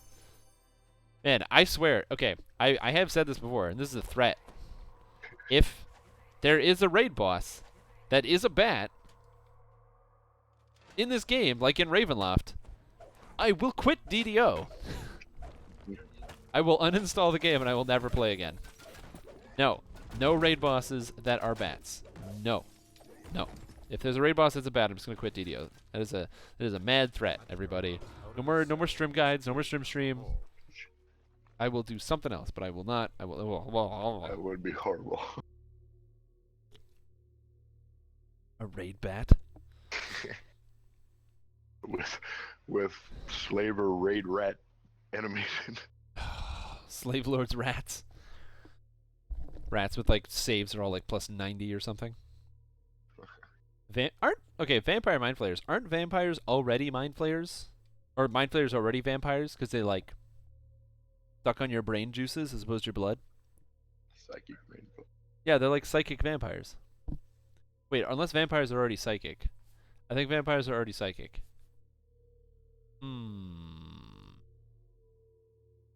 That is difficult.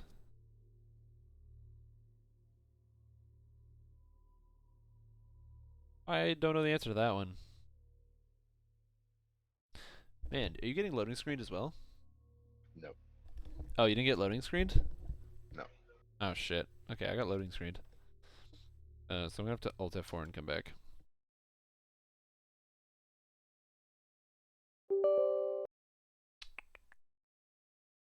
That still happens, unfortunately.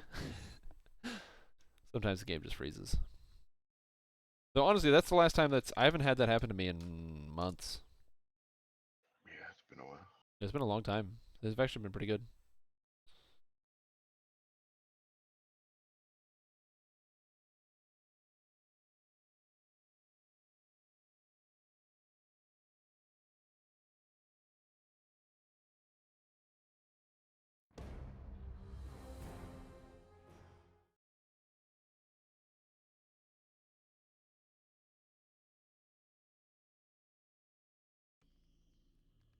The lift here Hey, look at that. down to a long I'm back. abandoned mine.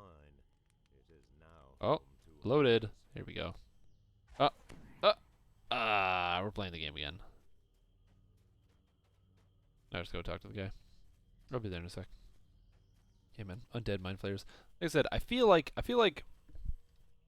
the they wretched are, smell or you know, I feel like they already are recently vampires. of fallen adventurers. I don't know. It makes me think of stuff like Vampire Warforged or something. Like the fact that if you play as a Warforged wizard, you can play as a Pale Master. The fact that it's like Pale Masters, if you're playing as a Warforged, you can go from being a robot to being an undead robot, or a vampire robot, where you're a robot that drinks blood. Which does sound incredibly interesting, but also seems very, very weird.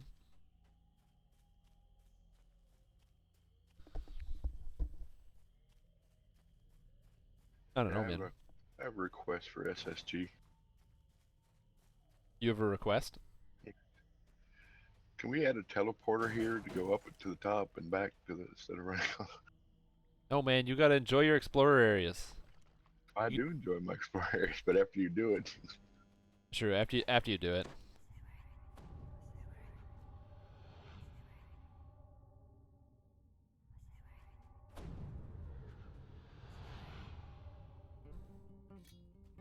Blood does have iron in it. That's true. It would really like shore up the systems. Stone guard. Can I freeze this guy? Freeze! Yeah, I can. As it turns out. Oh wow, that did not last as long as I wanted to. Freeze! Take that. I didn't stun anything though, which is interesting. But I froze that guy. And I will say that's one of the problems with being like the melee healer, is that I get hit a lot, and it takes a long time for me to heal myself. She just wanted to get right inside. Oh yeah, I forgot about how this works. Ugh, I gotta come back up.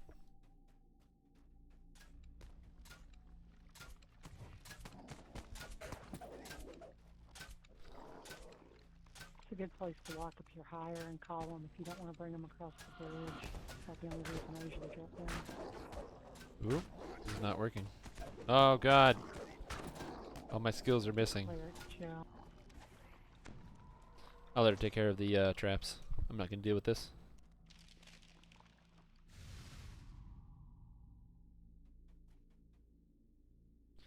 Oh, you can get a legendary upgrade to the expansion? Kinda neato. I do like the new website design for the. If you haven't seen it yet, I'm gonna link it in chat here. I really do like the new website design for the expansions. It's really cool, actually. Check it out.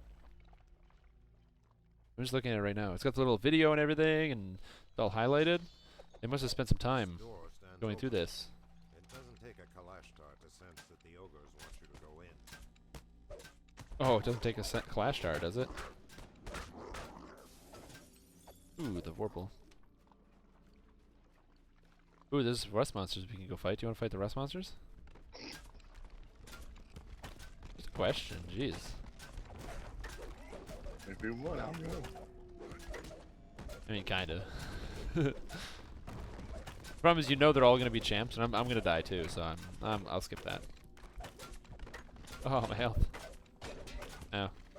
Based off that theory, what you said, there is iron in the blood. Mm-hmm. So wouldn't that make humans susceptible to rust monsters as well? Okay, wait. So if there's iron in the blood, and then you rust the blood. No, but isn't. Okay, look. I'm not confident I understand how hemoglobin works, okay? But hemoglobin, which is the thing that carries oxygen in your blood, has iron in it. And oxygen, or iron oxide, iron with some oxygen, is what makes rust. So the blood is already rusted because you get the oxygen to go into the hemoglobin. Yeah. Does that make sense? And that makes sense. Makes sense to me. So then, in theory, humans are immune to rust damage because they're already rusted. Nice.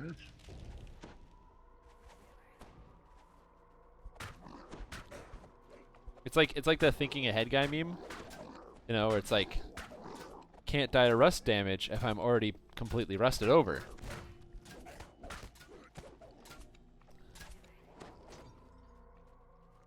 Lord Groost glowers at you from his throne. Lord Groost, I'm gonna go kill this guy. Roar of rage, the reek of rotten meat. Trolls. There are I don't know if this is working. I'm gonna back up. Ow. I'm going over here.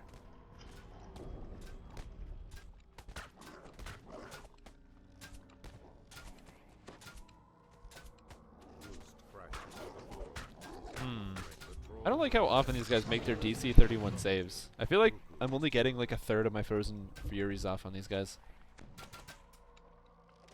I don't know, maybe I need more stunning checks or something? Couldn't tell you. Are Swashbucklers any good? They are insanely good, man. Swashbucklers are super duper good right now. They're one of the best classes in the entire, or best types of classes in the game. Swashbucklers are great because they get to enhance the critical profile of their weapons, as well as getting to get the benefits of single weapon fighting and also using a shield at the same time. Next is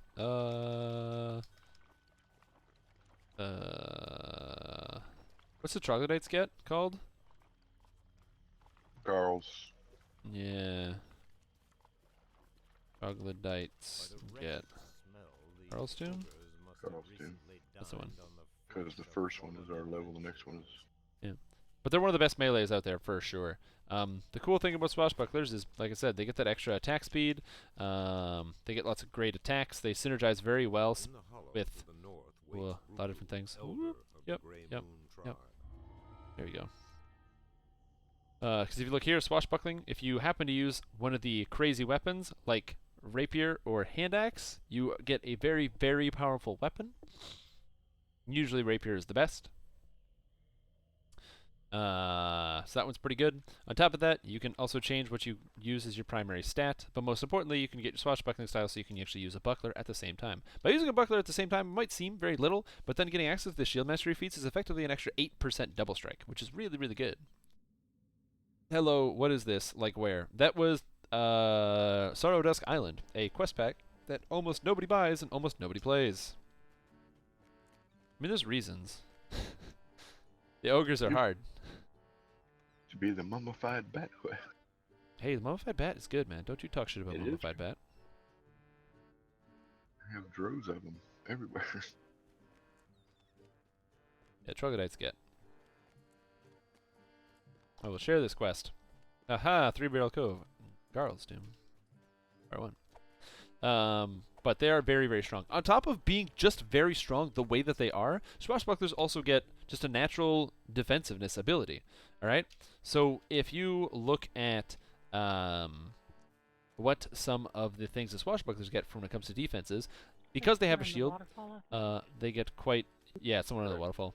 They get quite a high ability to resist physical damage because they get a decent physical resistance rating just by having a shield equipped and also from the shield mastery feat, as well as being able to benefit from the improved shield feats or abilities out of Unyielding Sentinel right up here for even more double strike and even more physical resistance rating.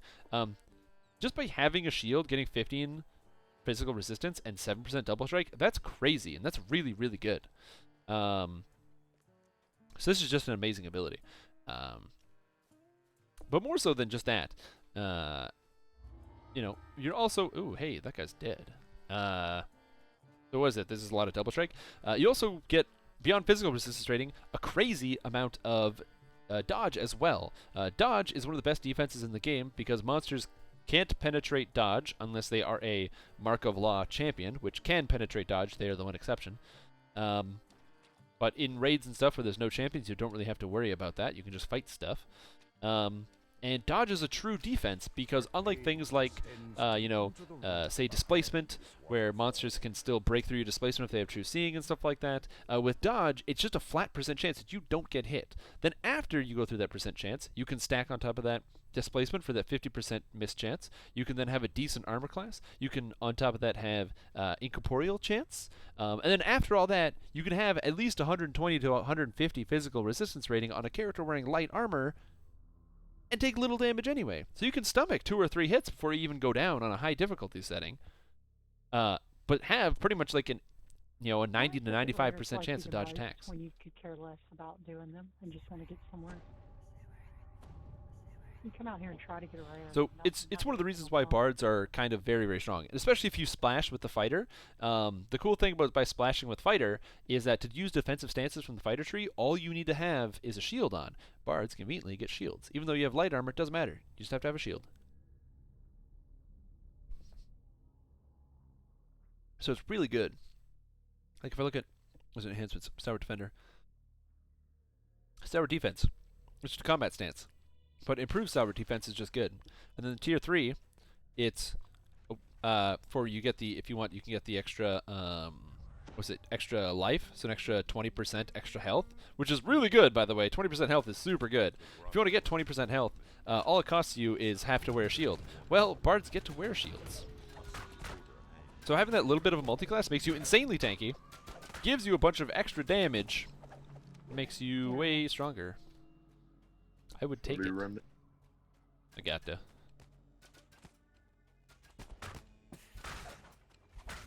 Got the freeze on the shaman. And I also got the troglodyte stench. Ugh, that's okay. It goes away fast. Ooh, how did I get turned around? He's frozen. Oh, you're the best, man. I should really buy one of those, shouldn't I? So I highly recommend Swashbuckler. One of the character classes I've actually never played before is a Swashbuckler build. I'm probably going to play a Swashbuckler at some point, like one of the Bard Swashbucklers. The problem with playing a Bard Swashbuckler is it, well, not a problem, but it really, really, really benefits from being a human. Humans are very, very powerful with Bards because they're really feat-starved. Playing as a fighter really helps with your feats, especially if you happen to have, like, hey-yo. I'm slowed. So, I'm not too good right now.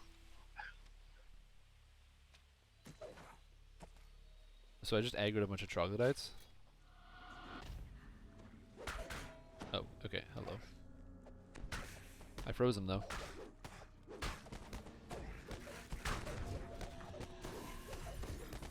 No, stop attacking. The slow plus troglodyte stench? I basically can't attack right now. I can still cleave, though, because cleave is fast. It has a fast animation. Nice. That's actually not that bad. I can still cast spells just fine, so I'll heal you.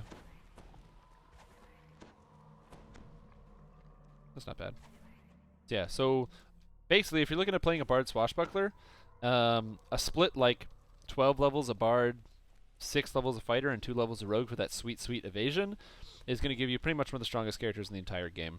Especially if you go intelligence-based, use your intelligence to hit and damage. You get know the angles from the Harper tree. Hoo-wee! Damages. I am telling you, buddy. Oh, the 6-man stun! The 6-man stun! Can he do it again? No, I cannot.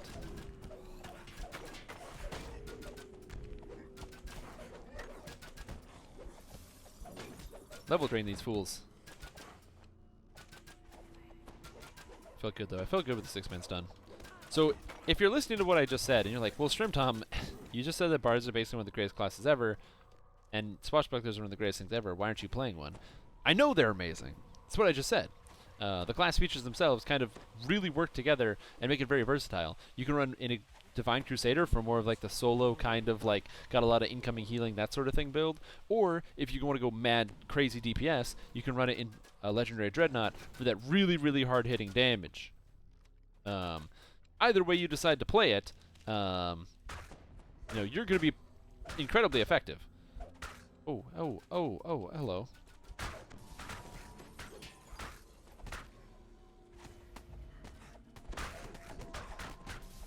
Oh, man. Must freeze.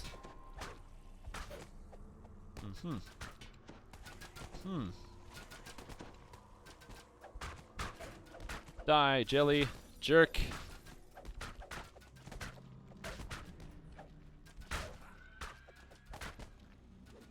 Man, there's so many of these. I'm back here. I'll get you cured up.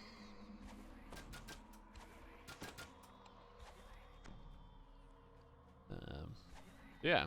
But I already know that those types of swashbucklers are really, really good. Bard swashbucklers are very strong, and I would play one. Because I already know that is. I'm obviously not going to play a good build. And Strimtom doesn't play good builds. I play bad builds, okay? This is really important. I don't want to be mischaracterized here as somebody who plays good builds. She did. Oh, she's fine. Troglodyte's coming down the stairs. There's a shaman who's a light bearer, so I'm gonna go for that first. I got the stun, freeze. Going for the sunburst on the group. Got the shaman. So it just occurred to me that the warlocks can cast magic missile, so shield spell is up. I think I was a light bearer. Oh man, power attack is so much better when you turn it on. Good idea. Whoop. Man, now I'm doing 40 damage a hit. That feels good. Good idea, man. That's why you play Vanguard's bad builds. Hey man, I have to have my main be a good build. Do I have this as strong as Yes, I do. Hey, welcome. My main endgame character, I'm always gonna run in a strong build. This character is not designed for endgame. This character is designed to test out builds and to really challenge my strengths and weaknesses as a player. But yeah, my Vanguard character is designed to be a character who sits at 30 and can walk into Reaper level raids and just decimate enemy monsters. I want to be able to red names. I want to hit 12,000 DPS, 2 red names. Hey, Macarena. I'm gonna throw in some stuns down here. I did not stun the Plague Reaper.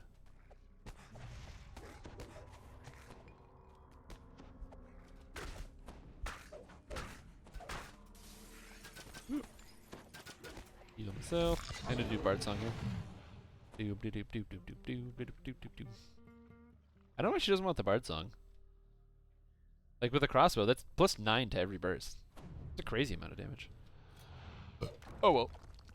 I'm not gonna tell people what to do.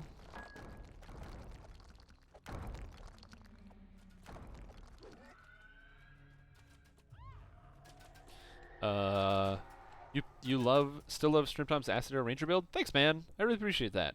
It took me a long time to write that build guide. Like a really long time. But I didn't really think about it because it was so much fun when I was doing it at the time. So then I had to write the second build guide. Man, that took a long time. And when I wrote the third build guide, God, I was so much more critical of myself in the way that I wrote stuff. And so I'd be like proofreading, rereading stuff, and be like, no, that doesn't sound right, and do it over and over and over again. And after doing things multiple times, I then realized, man, this is a lot harder than it originally was the first time because I wanted to improve the quality, put more description in, make sure everything's lined up right. And that's why I haven't written a guide since my Artificer guide, because writing guides takes a long time.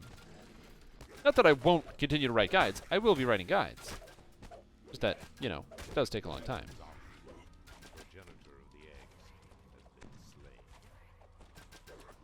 We missed one. We did miss one? There's an egg somewhere, because it should be 6 by the time we get to the end. Oh, okay. I'll go back and check, I guess. Swashbuckler is one of your favorite lives for epic farming? Yeah, mans. Oh, there, I see it. Bow shot.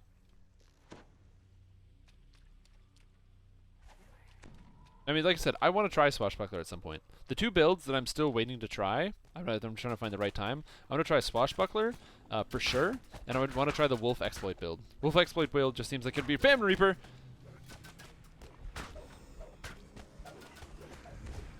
Ah, you can't get me because I have magic missile protection, jerk.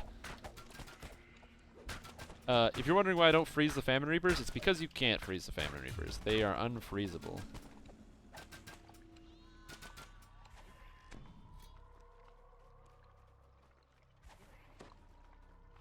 Ooh. Looking really forward to War Priest Pass. Man, a War Priest Pass would be pretty cool. Better War Priest. Lithern Ranger has acid spell power 265. That's really good, man. Well, looks like I made it in time anyway. Yeah, we're in the final room here. I'm gonna get slowed because even though my will save is pretty good, I'm gonna get slowed. So here we go. I'm gonna do this. Here, in this sea-flooded cave, alas,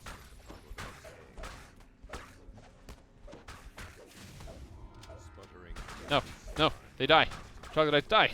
Ah! I am stronger than you, Troglodyte. I might have less health, but I do more damage.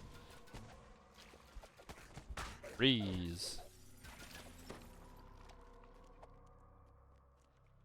Are there any other good level 6 quests? I don't know. I have to look real quick. Yeah, I'm gonna have to look at the level 6 quests. I don't know what else is out there. Oh, Forgotten Caverns. And Ruined Halls, yeah.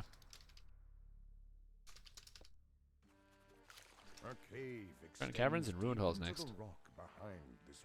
And then pretty much after that, that's basically all of them. There's Valax Mausoleum. But if we do Valax, then we can do the one after that.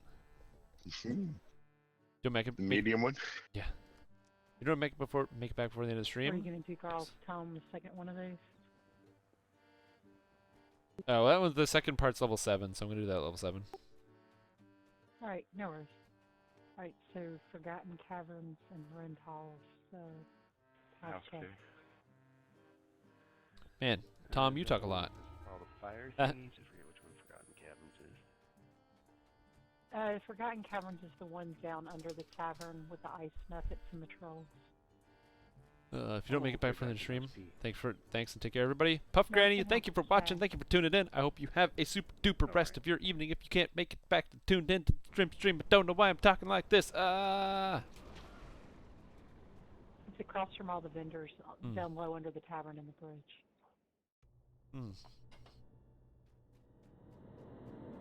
I think what's cool, one of my favorite parts about today, is I got a new boss. He's a pretty rad guy. I didn't think about We were it going through for a some minute, shit, but then I remembered. and he was like, so, I want to talk about your schedule.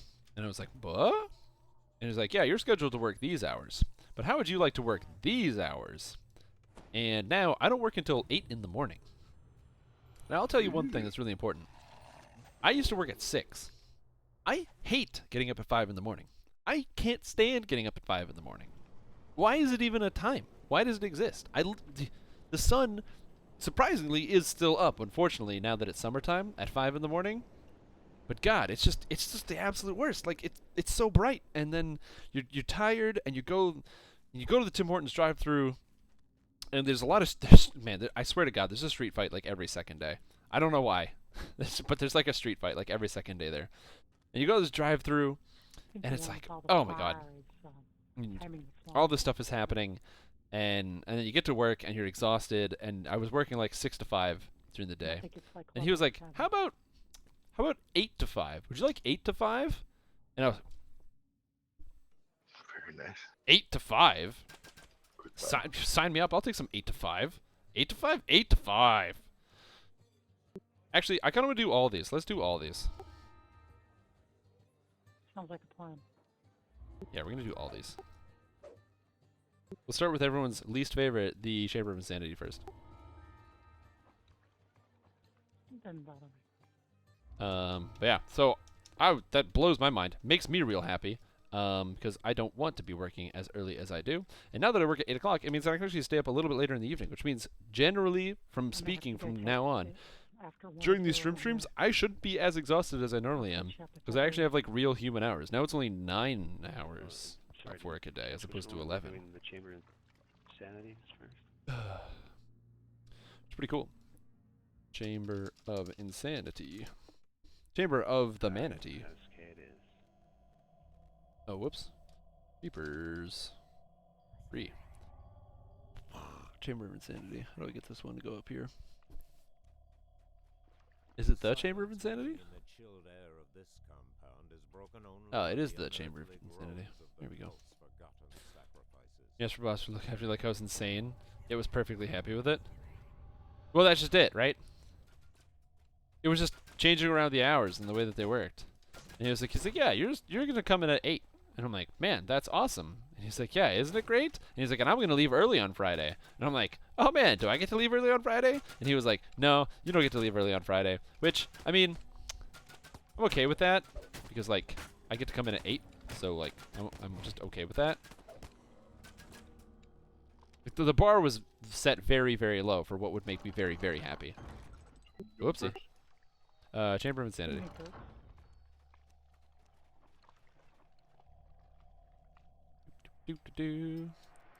Now for this, even though these wraiths are normally pretty hard, I have a my Reaper Slayer works equally well on this wraith. Can't freeze him though. You gotta kill this guy fast. Gotta kill this guy fast. Oh god. I can tank it. I'm good. Gonna do my bard songs now. Yes. Ooh, we got a champ chest. Nice. That's just it, man. You gotta be happy and comfortable with the amount of time that you work. Like, it's not that I'm not a morning person. I'm not a 5 a.m. person.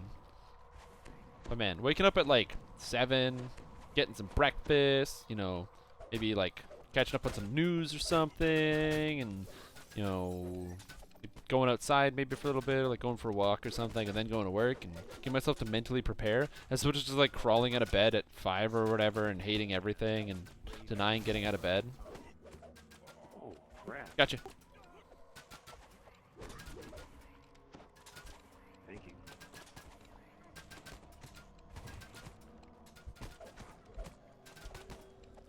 Oh my god.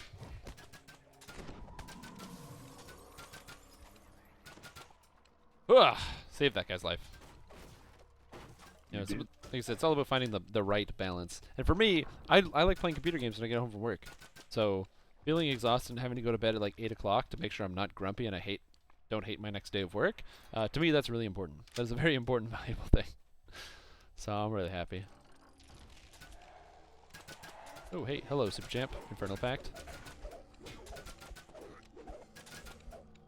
Goodbye. Easy peasy. Lemon freezy? I laugh at my own jokes and it feels great. Oh man. Now, just so you guys are aware, this character is not just a regular character. I am twinked a little bit. I do have a couple items that make me very, very powerful. The first item is predominantly my sword. This is a +6 sword, so it has a really high chance to hit and a really high base damage because it's +6 for level 6. Can't get these anymore. This is an old item. It's a secret item. It's a secret item. We don't talk about the secret item. But not only do I have one of these special secret items, but I also get, I've got a full crafted set of Slave Lords stuff that I'm going to use when I hit level 8. If you haven't done it or taken the time to do it yet, this guy is so dead. Goodbye. Oh, he spawned a Wraith. I forgot that happens. You have wisdom, miss. Yep. The rune on the right needs wisdom. It's one of those fancy items, eh? Fancy dancy items. But if you haven't investigated into it recently, as in the last patch, all the items in the Slave Lords quest chain, the heroic version, had their drop rates significantly increased, and the cost to make those items significantly reduced. I think it's about by 50%. So now, if you do about 10 runs of Slave Lords, you get yourself, some Slave Lords items. Wow, disable device spot. Wow, that's a great item. So, crafting yourself a full set of Slave Lords is actually crazy powerful, especially considering from a caster standpoint, the caster set, if you actually have just the 5 set, that's +2 to all your DCs. +2 to all DCs that stacks with everything in the game. Not bad. It's pretty good. Decently powerful effect. Pretty much make use of it on any single caster you make.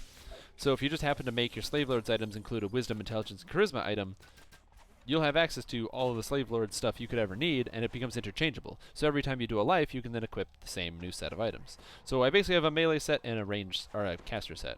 My caster set has Charisma, Wisdom, and Intelligence, and my melee set has Strength, Constitution, and Intelligence. The reason I went with and Charisma. The reason I went with Intelligence as opposed to something like Dex is I don't really like a lot of Dex-based characters. I like to play. But I could see myself playing a intelligence-based melee or ranged character. I'm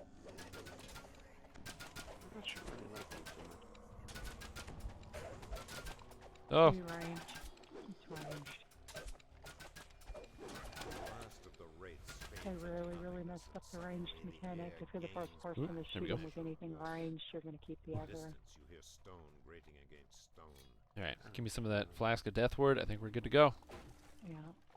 If you want to not have the aggro, let somebody else hit them first. That helps a little bit, but not a lot. Oh, wait, the skeleton made it save against the freeze? They really messed up the Man. ranged aggro button.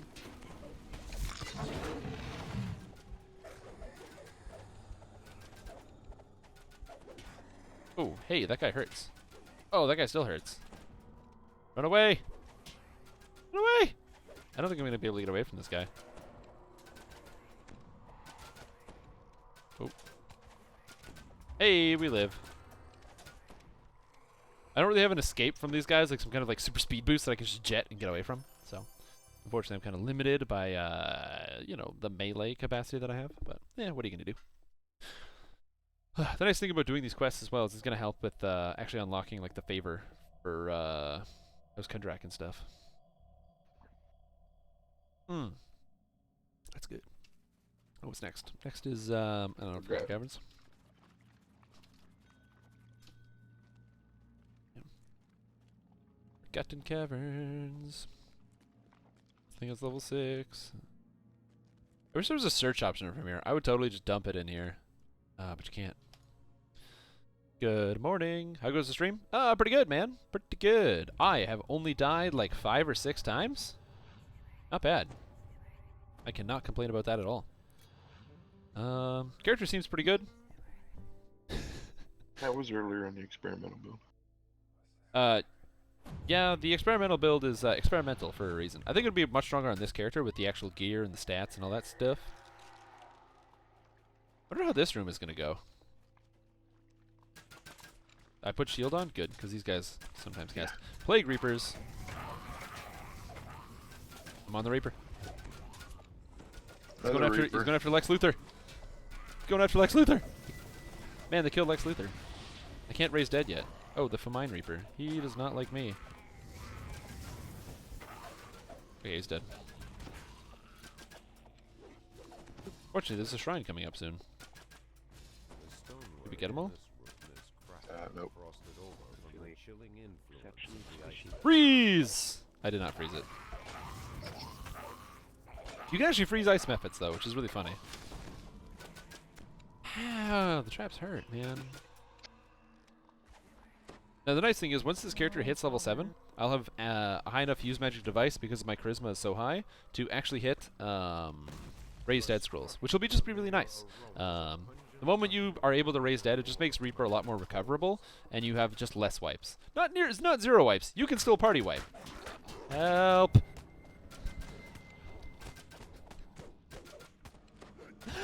Oh, the moment I realized that my freeze didn't land and that he was a champ, that was game over for me. Carnage Reaper.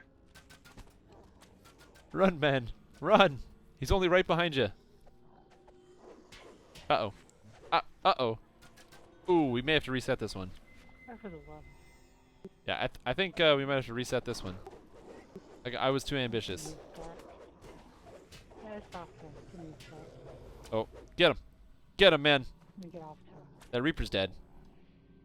Now, you could, if you want to, save a repair bill and hit the water and recall. Or you can make it to the shrine. Ooh! Ooh, Southern's alive. Here we go. Oh, get to the shrine, man. Here we go. It's like that scene that was just there before. Oh my god.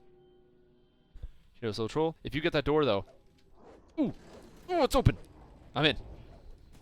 Come on in. Get in, get in, get in. I'm pumping you with cures. Pumping you with cures. We only got 2 trolls in here. Get him. I crit. Crit heal.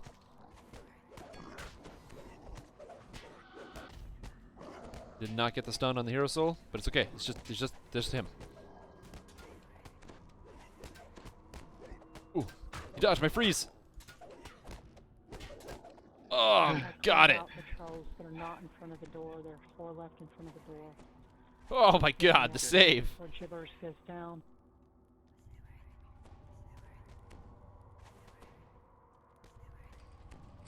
Doors open. Oh Yeah, god. gibbers.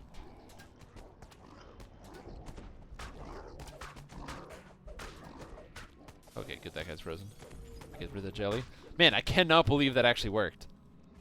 Okay. That was awesome.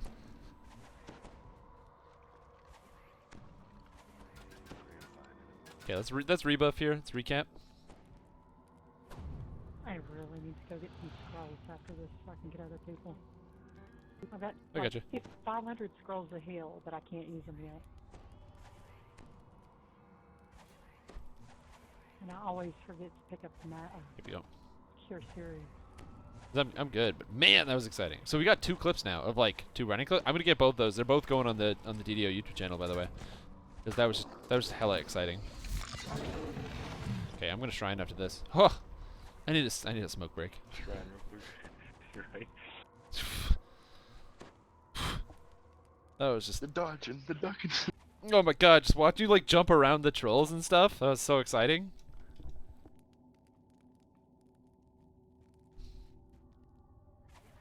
That was just the pure excitement of Reaper mode right there. I killed all the trolls around the cute shields already. I'm getting my well hard-earned chest, unlike you guys. Ah. Ooh, a light shield. A darkwood light shield. Check it out. Bam. Rare material, everybody. That's a high quality reward. I'll take it. Thank you for getting me a reward for all of your hard work. It was just so stressful. Where I'm just like, oh god. Just walking around that corner and just instantly being vaporized. That was fantastic. Oh, there's a lot of champ oozes. Hello, oozes. And that Arborian is like in rage mode, so careful, don't get hit by it. It's an elemental fury ooze who is frozen. Nice.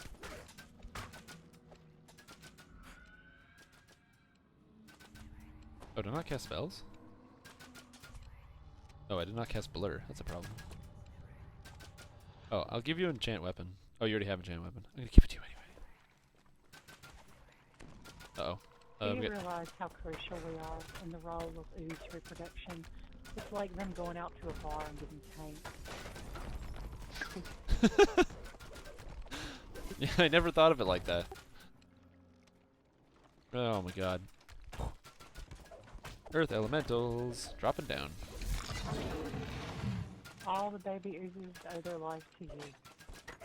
Oh, hey, I actually was able to freeze that guy. Not me, 'cause I'm pretty ranged. See, and I'm thinking after we complete this life, because we're getting so much Reaper XP, who knows, maybe 4 more points in or something, we might be able to start doing Reaper 4 instead. On the regular. 5. We'll see. Reaper 3, though, so far is pretty good. It feels like it's a good difficulty. I mean, I still die a lot, which is good. It's healthy. I need to make sure I am dying a lot to really enjoy the game.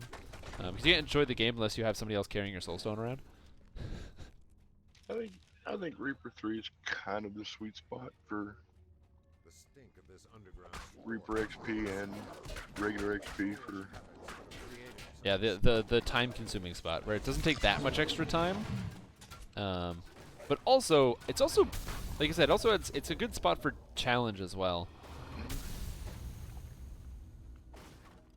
That's the nice thing about Reaper. Reaper is the kind of Oh my difficulty God, setting really? where whatever you're comfortable doing, if you do it one level higher than that, Famine Reaper. You are not strong enough to beat down this door. There's a reason I carry Uh-oh, spells. oh. Huh.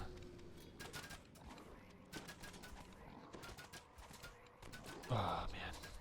But whatever difficulty setting you're comfortable doing, realistically for Reaper mode, so like we're comfortable doing Reaper 3 as a group, one step up from that is effectively what would be the difficulty setting that if you really want to push yourself is what you should be playing on. And it's cool because it gives you a sense of scaling difficulty. Cool, we started out doing Reaper 3 and then we move up to Reaper 4 and then we move up to Reaper 5 and it feels good. It feels like a sense of progression that matches also the previous sense of progression you used to get from, if you're a player like me who's been playing for 10 jillion years, the regular sense of progression of like leveling up. Like for example, one of the greatest progression systems in the game is the Epic Destiny system. It's awesome. We're doing Chamber of Summoning next.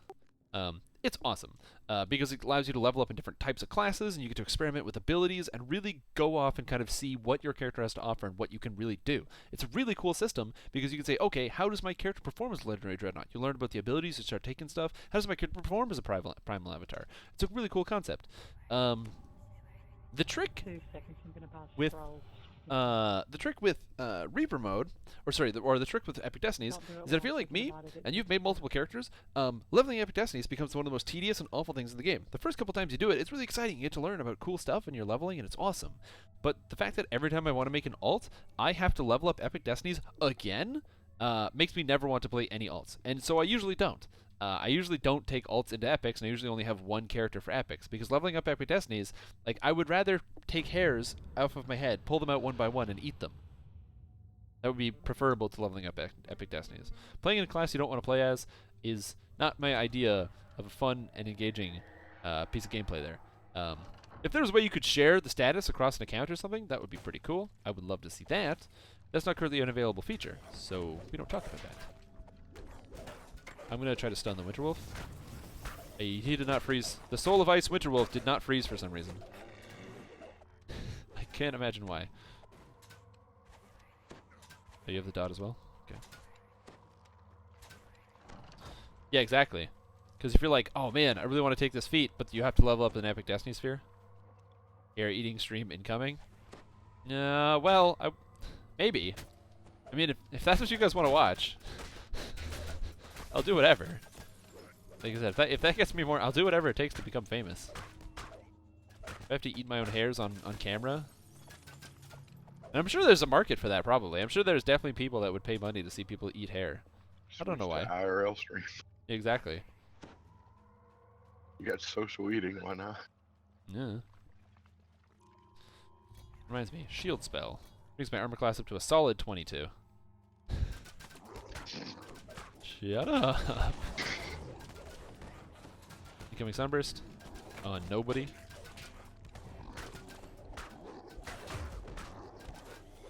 Ow, my body. I need to get some crit resistance. What do you call that? Fortification?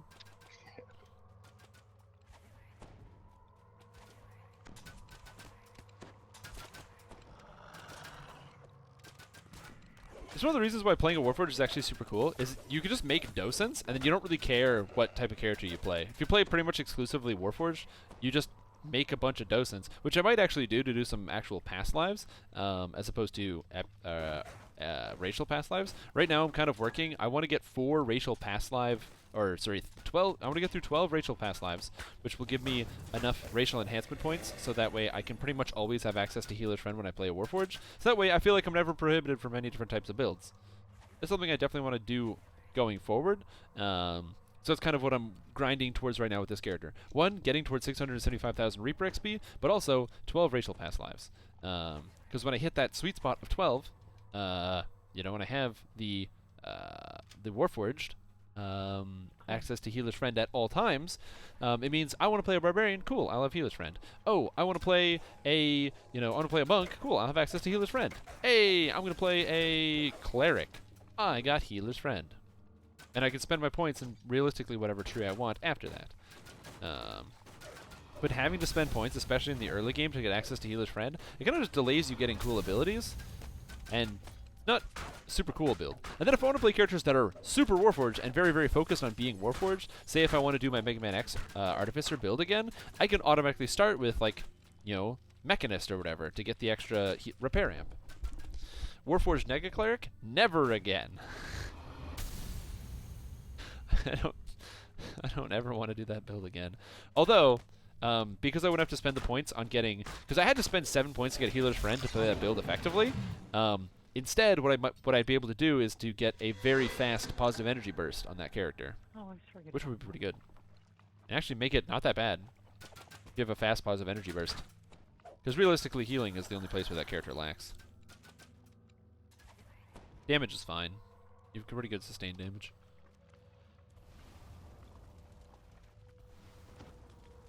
I'm gonna get roasted here. Oh, I didn't touch that? Ow! Roasted.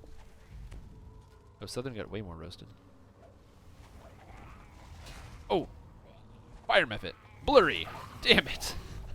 I really want to get that freeze. I'm gonna put down a sunburst. Sunburst? Yeah. Nice. I froze the ice method. Whatever, I'm just gonna attack this thing here. I kind of don't like the fact that my Frozen Fury doesn't deal ice damage in any capacity. Uh-oh. Oh, Fireball hurts. I made my save and I took 74 damage. That is not okay. Whatever. Shoot fireballs at me, jerk. Wah! His Aura of Flame does 42 damage to me. Reaper mode. Definitely exciting. But, yeah, the cool convenient thing about playing Warforged, if you want to try playing Warforged for a lot of different classes and things, is that if I make a docent, it doesn't matter if it's a light armor, a heavy armor, or whatever, I can just use that same docent. So if you make something good that's just like maybe like fortifications, saves, and healing amp or something, or repair amp, it's just a good item. It's like a generic docent. And Ruin Hall's last. I'll be in there in just a sec. I'm going to cap out. 90 seconds to take 6, and I'll be right in.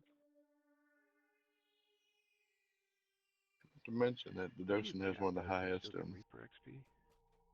Yes, but you won't get doses. level XP. I have a Like the hardwood. guilty Like the chart. Heartwood. Runs everything of every level and totally caps out his heroic just so he can do the Reaper faster. It's very effective for him. This will probably get me close to capping out. Yeah, this quest will give me enough experience. It'll push me into rank 35. Yeah, I'm about halfway through 35. Oh, nice. Just want a shield. We'll wait for her to get in here. It only takes a second for her to level up. And we'll all go as a team. So yeah. So that's kind of cool. Oh, quick question. Actually, hey, we got some viewers in chat here. I'm polling you guys, so you guys are now my focus group for polling. What are you guys' favorite race to play as? And if possible, include why. Because I'm curious. Some people enjoy playing certain races for different reasons. I would say probably my favorite race to play as is probably going to be Warforged. I think they look cool. I think they are cool. They're pretty great. For many different purposes and builds and stuff, sometimes you got to play as different races. Say if you want to get access to certain abilities, like if you want to get access to certain dragon marks, you have to play certain races. If you want to get access to like Arcane Archer, you got to play certain races. I'm running through the But market if you want Dragon and Breath, I'm done. you got to play certain races. But I'm always curious to see what other people play. Because most people like human because it's feats. But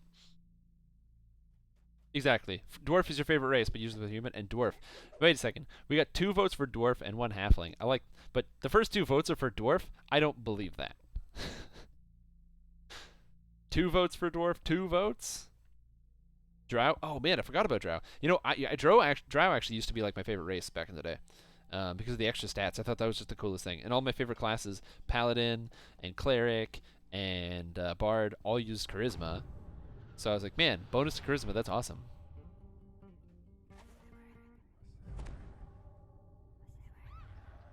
Definitely lean towards Warforged right now since they lowered the cost of things. Yep. The recent racial pass, the Warforged, was really nice.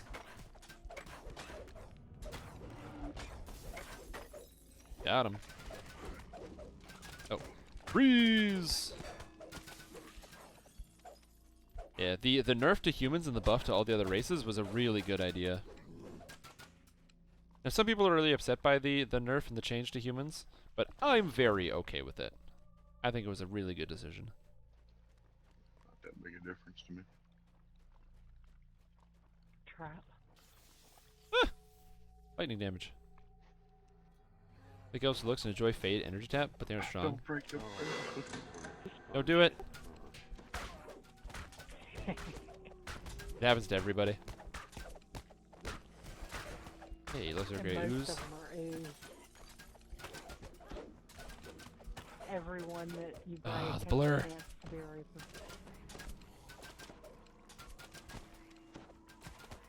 My stupid mouse keeps putting me straight up the screen, which is annoying. They look and Right, enjoy there's, Fade energy tap, but they aren't all strong. kinds of optionals. I don't care if you do any or all. Just Okay. let me know if you need to open something or find a door. I'm gonna do the optionals because they're fun. Alrighty, I'll open them all then. Ram Brimstone! Oh god! Oh god! Oh, he's a super champ. Oh no. Okay, got him. That was scary. For like a second there, I was very much afraid of Bram Brimstone. What kind of characters do you like to play that elves don't really work for? I'm kind of curious now, actually, because elves are very, very powerful. If you think about what elves do, I mean, they've got the dexterity. They make great arcane archers. If you can afford the enhancement points on them, getting the displacement from from your dragon mark is very, very strong. Displacement on a character that's not supposed to have displacement is really good. So as a fantastic example, my ranger that I was playing at max level, which was a first life ranger, effectively just to prove the fact that first lifers can make competent end game characters. That build was designed around playing an elf and playing with the enhancement for displacement from the dragon mark. Because the Dragon Mark enhancement, if you don't have all the past lives, if you don't have the gear, and you maybe don't have a bunch of displacement clickies that you can just use from years of shroud running and stuff like that, my character was capable of keeping itself alive in high-end, epic, and legendary elite difficulty, as well as dealing ridiculous amounts of damage, thanks to that elf stiff. I didn't realize there was a collectible back here in this trap. But there is. Must collect. Got it. Oh my god. Got it. Oh, no. Did not make it. Yeah. It seemed like such a good idea, but I'm glad I made it. I thought my reflex was good. Not good enough. We'll get you soon. There's I 2 have more shrines coming up. brains than reflex. I know better. Wizard right now on a Pale Trapper with Elf Race. Ooh, like that's kind of that cool. targeting. Well, elves are good because they get Arcanum. Elves are actually surprisingly good, especially on like a wizard or something where you can really afford those extra points to spend. Because one of the things you don't realize is that Arcanum from the elf gives 3 extra spell penetration. That is supplementary to And it does oh, that. You 150 target damage. it to unlock it, and it tries to open it. And then you I'm try gonna to cast- I'm unlock gonna it, cast and stuns it in this goes pile out, but you haven't and see what targeted happens. it. You're targeting yourself. It's like, no, I'm not. I just friggin' targeted it. and it Freeze, wouldn't bitch. Champ chest. Ooh, champ chest. Ooh. But yeah, the wizard's actually super good because it gives you that extra points of spell pen. open. The 3 extra spell pen and 100 mana is actually a big bonus. And if you play a character like wizard, generally you have quite a few extra enhancement points to throw around. Usually about, I don't know, 15-ish, or maybe even up to 20 extra enhancement points that you can just dump into whatever you feel like it. And with 20 extra enhancement points, you could do a world of good.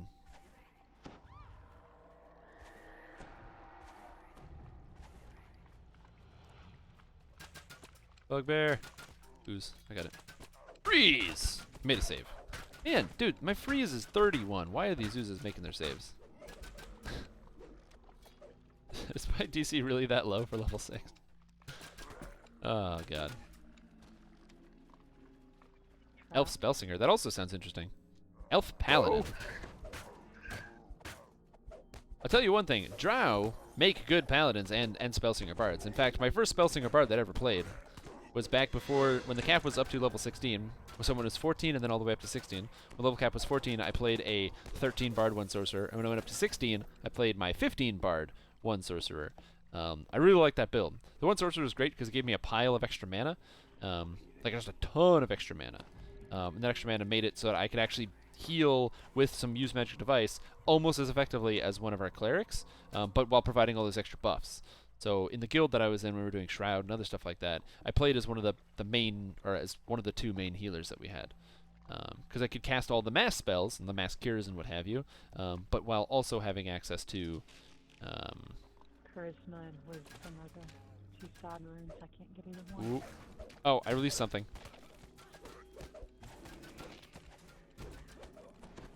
I cannot stun Gwydion Dogman. He's dead though. I don't want you to die, so I'm gonna heal you. I don't want Southern to die, so I'm gonna heal her. Champ. I missed with my my freeze. There's a shaman over here. Get him! So definitely, I played a dry elf though, so which is a very different class. Charisma rune. I Ooh, got the that's me. wisdom. Sorry, I wasn't trying to run out of your way. Yeah, I saw trap. It's a 32 charisma. Man, I'm really thinking about this build with like one level of favorite soul now. Oh, Night Scorpion? Hello. Oh, Super Champ Night Scorpion. Well, he froze.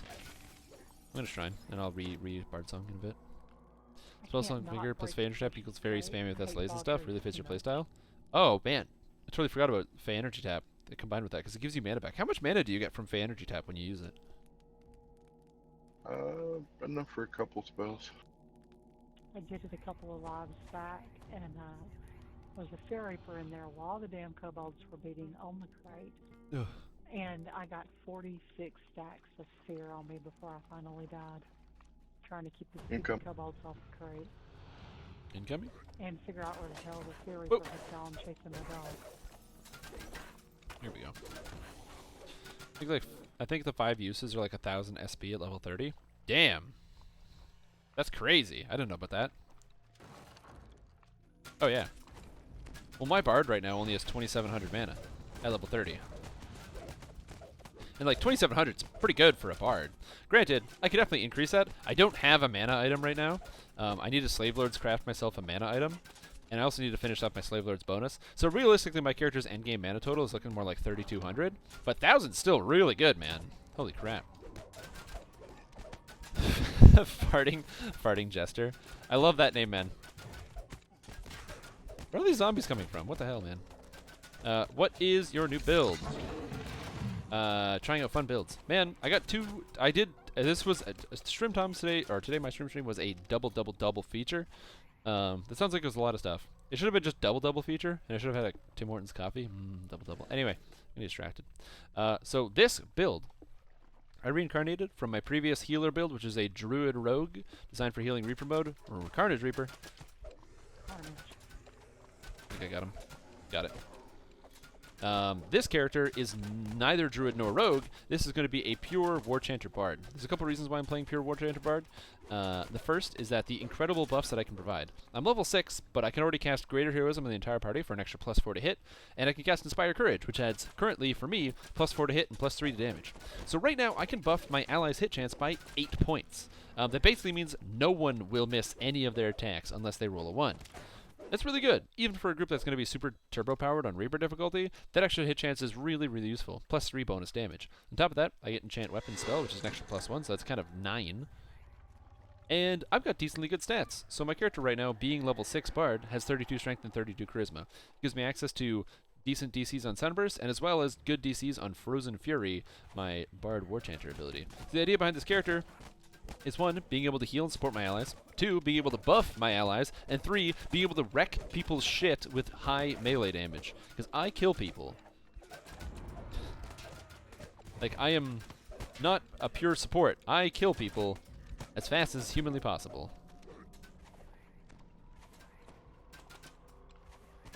You got one on your tail. Hello. Yeah, Fey Energy Tap might be really good. My Bard is a Blade Forged, so I get Reconstruction, so I definitely don't have Fey Energy Tap, but having access to Reconstruction is really, really nice on a character that also has access to heal, because I can play effectively, a healer that can heal both robots and non-robots alike. Ooh. Are there any good quests out here? I don't know. I don't think there are any other quests I want to do. Yeah, it's about time to hit that sweet spot of 7. Yeah, I think it's about time to take 7. Cool. I'm going to take 7. And, time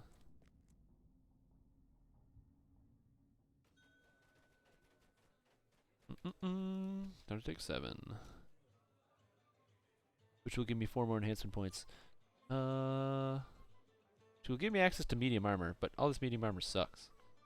This great axe sucks. All these items suck. I don't know if even I want to get medium armor right now. Seeking Belt of False Life, because I don't have any good medium armor. Glaciated medium armor for level 8s? No thanks. Whatever.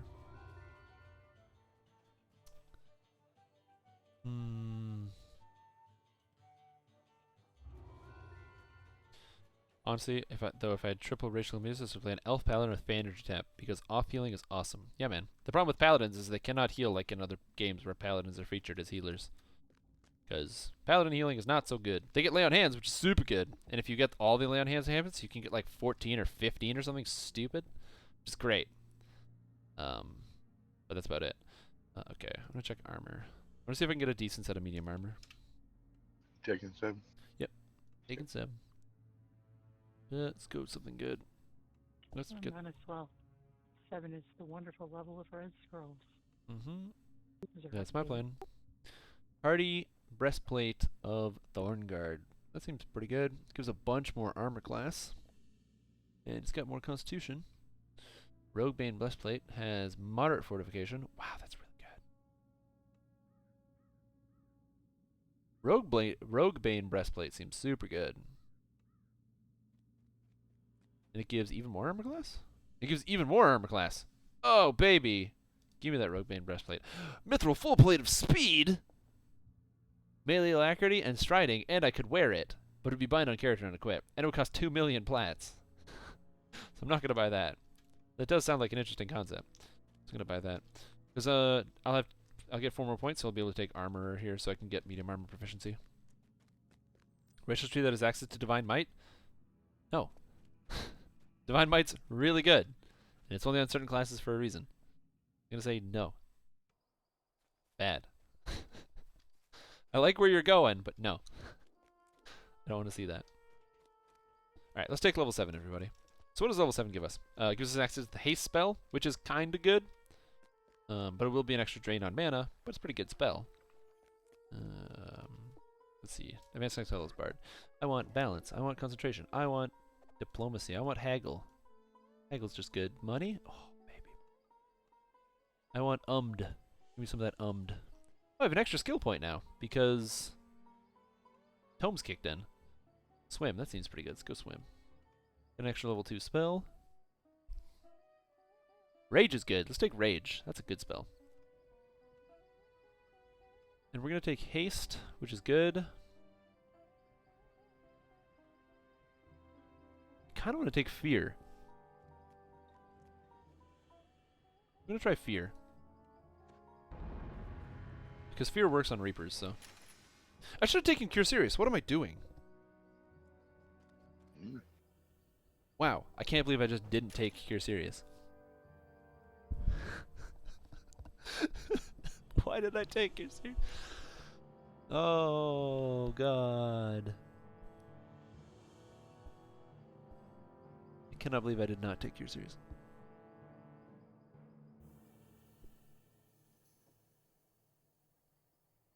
I don't know what I'm doing. Alright, well now I can use medium armor, so that's pretty cool. So let's just do that. I did not take Cure Serious.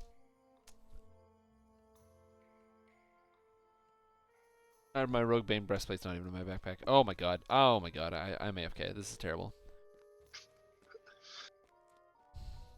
This is the worst. Can I exchange a spell at least? Level 3? I am death block. I have to wait 22 hours because I screwed up my spells already. So, yeah, that is kind of nice. Oh my god, I'm the worst. Although I think. Oh, I have Blood of that might Dragons. be- Oh, I can swap out my spell. Yes. Sweet. You thinking Gwyland's a tier? Yeah, let's do Gwylands. You want to do Gwylands? Let's do Gwylands, Dan. I just gotta sell some stuff real quick. This is gonna. Let's say the Rogue Bane breastplate. Does it look cool? This is really important. Does it look cool? Does it look cool? Whoop. Oh, that does not look cool. Oh. That does not look very cool. And I just wanted some cool looking armor. Yeah, this is fine, I guess. Or I could buy some reagents. Need some licorice. Licorice roots. Give me 1,000 of these. Thank you. Come again. Let's just sell some stuff. Living room laptop wasn't turned off and has been running. Really? Oh, alcohol. What are you gonna do? Alright, let's sell some stuff. Go, go, go. Brain. Do I need this? No, I don't need that. Nope. Ooh, Scorch Wraps. Let's keep that. Oh, yeah. Belt. No. Boots of Strength. That's good. Dizzying Gloves. Nope. Hat of Accuracy. Nope.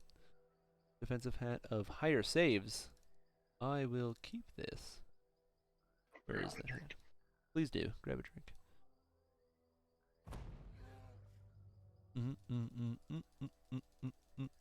Man, I can hold a lot of stuff in my inventory. My god. Oh, Skirmish Scale Mail of Fortification and also Ice Guard. Man, those are stats I don't need. Disable device and spot. That seems like a good item. I'll keep that for now. Dire Devoted of Radiance. Ooh, healing crit. I can replace my right ring. So that ring looks like that. That's this ring here. It's the right ring. I don't need Sonic Lore. Dire Radiant Ring of Radiance. Wow, that's just a good ring. Let's hold on to this.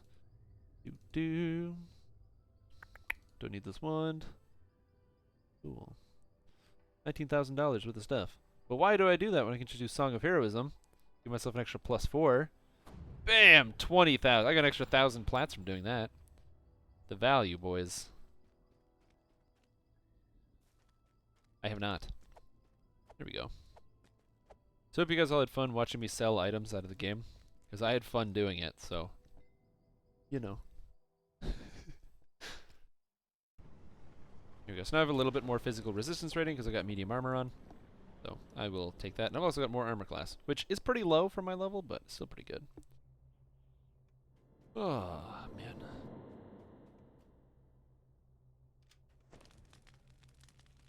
Did you stole all your items instead? Yeah, man, I get that fear. Now, you might have noticed me sell gems individually. I do sell my gems individually, anything that doesn't fit. While I was playing this game, at some point, I picked up a bag, a large gem bag. Not that this was the greatest idea ever. So when I picked up this large gem bag, I thought to myself, wait a second, what does this large gem bag say? Capacity, max contents, 1,000. So I picked it up, and now I have a gem bag that is slowly filling with gems. And I'm not going to sell anything in this gem bag. I'm going to keep this gem bag forever, and ever, and ever, and I'm going to try to get all these gems up to 1,000 each to increase the value. Right now, the value of this gem bag is currently 150,000 platinums. So I want to see if I can fill up this gem bag and get it so full with and be such high value that if I sell it, it crashes the servers. That's kind of my goal. So, does Bard get free reduction to arcane spell failure on medium armor? You do if you take the enhancement armor, where you get medium armor proficiency and the ability to cast arcane spells in medium armor without arcane spell failure.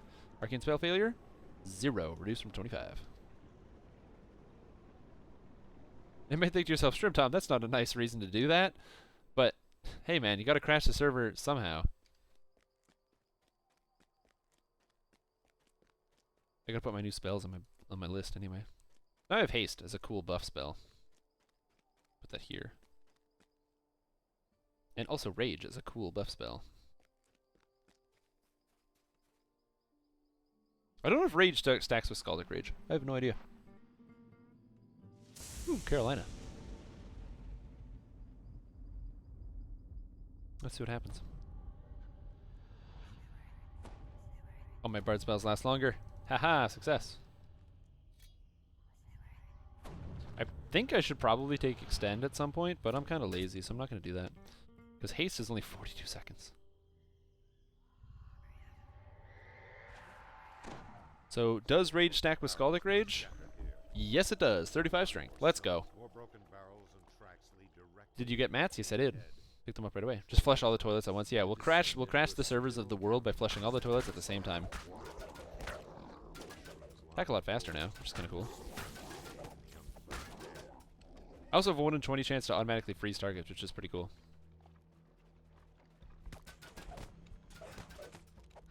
Now pull up my Great Club for fighting these assholes. Of course.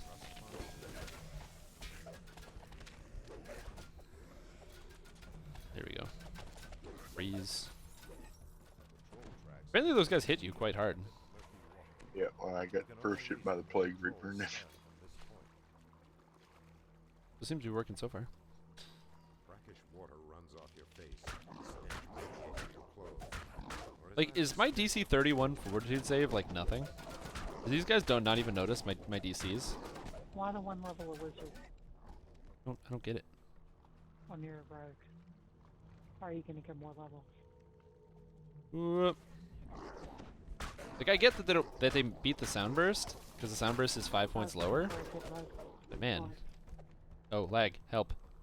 Oh, I'm so dead. I'm so dead. I died to trolls. Ooh, I lived through that one. Stash. Collected 8 cylinders hidden by House Yard. Whoop. The Mine Reaper.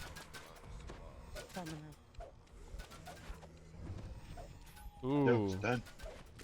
God. No, Back. Rasmussen.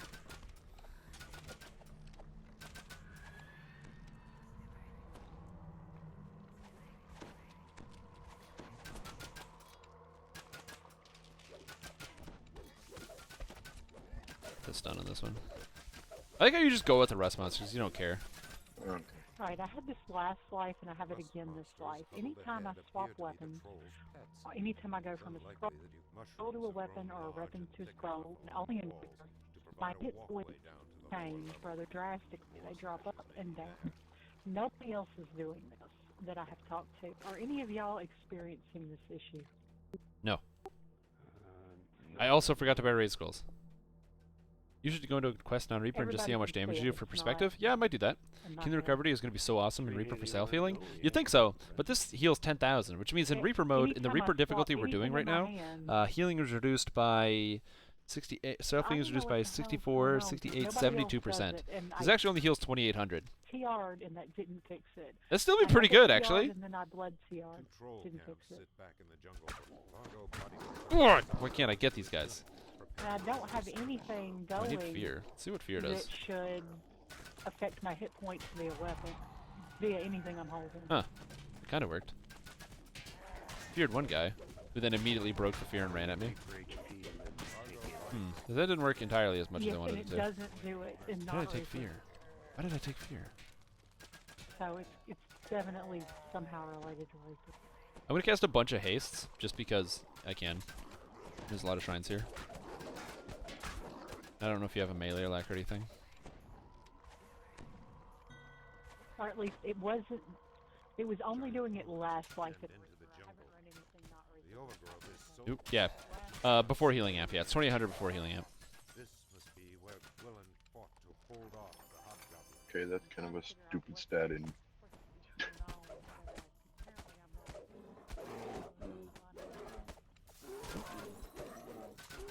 New haste. Stone guard. Did not get the freeze. No trip either. Oh, got the crit freeze though. Ooh, not enough though. Got the regular freeze. And he is out of here. Jarlbur is dead. You have Well, there's a summoned warp. An archway looms before a series of connected ruins. Patrols of hobgoblins Hello, Fear Reaper. How are you doing? and bar the way into Gwilyn's stand. Ooh. This is going pretty well. Seems to be easy. Haste really does make a big difference to your damage.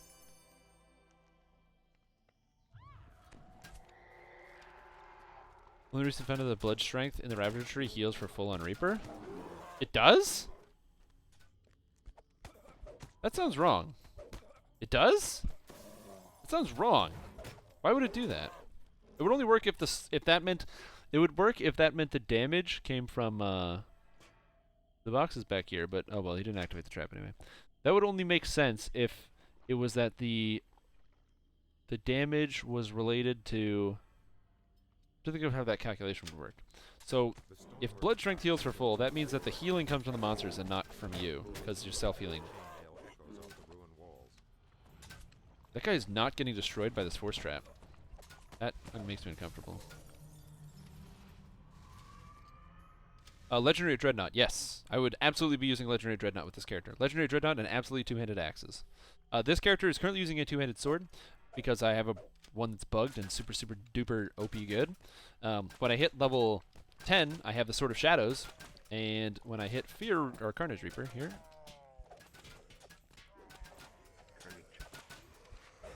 got him. And when I hit level 13, yeah, when I hit level 13, I'm going to be equipping the Rift Maker and using that weapon instead because it's really quite powerful.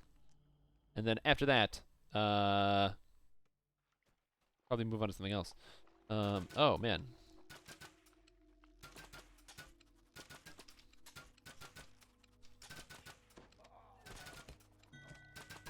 Except, I should update this.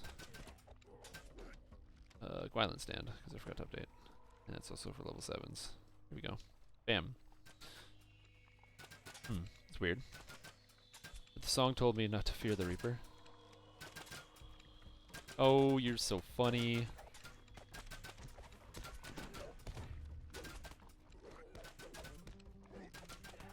It's SP. Here's some songs, and we should be good to go. Guy's frozen. And the Epic Antique Great Axe is okay, but it's not even close to the same strength as the Rift Maker. Those weapons are not even comparable in strength. Wow, there's a lot of guys over there. I'm going to give a new haste, and we'll go fight this room. Oh, hello. Casts a wicked glare in your direction. Now that might sound ridiculous, like what I just said. Like, what do you mean it's not even a comparable item? That item is super good. It's the Antique Great Axe. It does D20s as its base damage. Obviously, it's like super good. That's something that sounds correct, but it's really not. In Dungeons & Dragons Online, critical multiplier is king. It's one of the most important stats of the game. I am so dead right now. This is unbelievable. This Soul of Ice douchebag will not get stunned by my shit. And he gets healed constantly. No. No. No. Oh, got him. I'm still dead. Oh, I'm not dead yet. Oh, my God. Live. Live. If only I had Cure Serious. Oh, Elf Priest. Get him. No. Oh, I'm alive. No. Oh, I'm alive. Thor.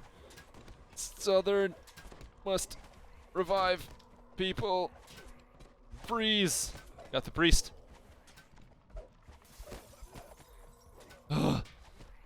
Warrior.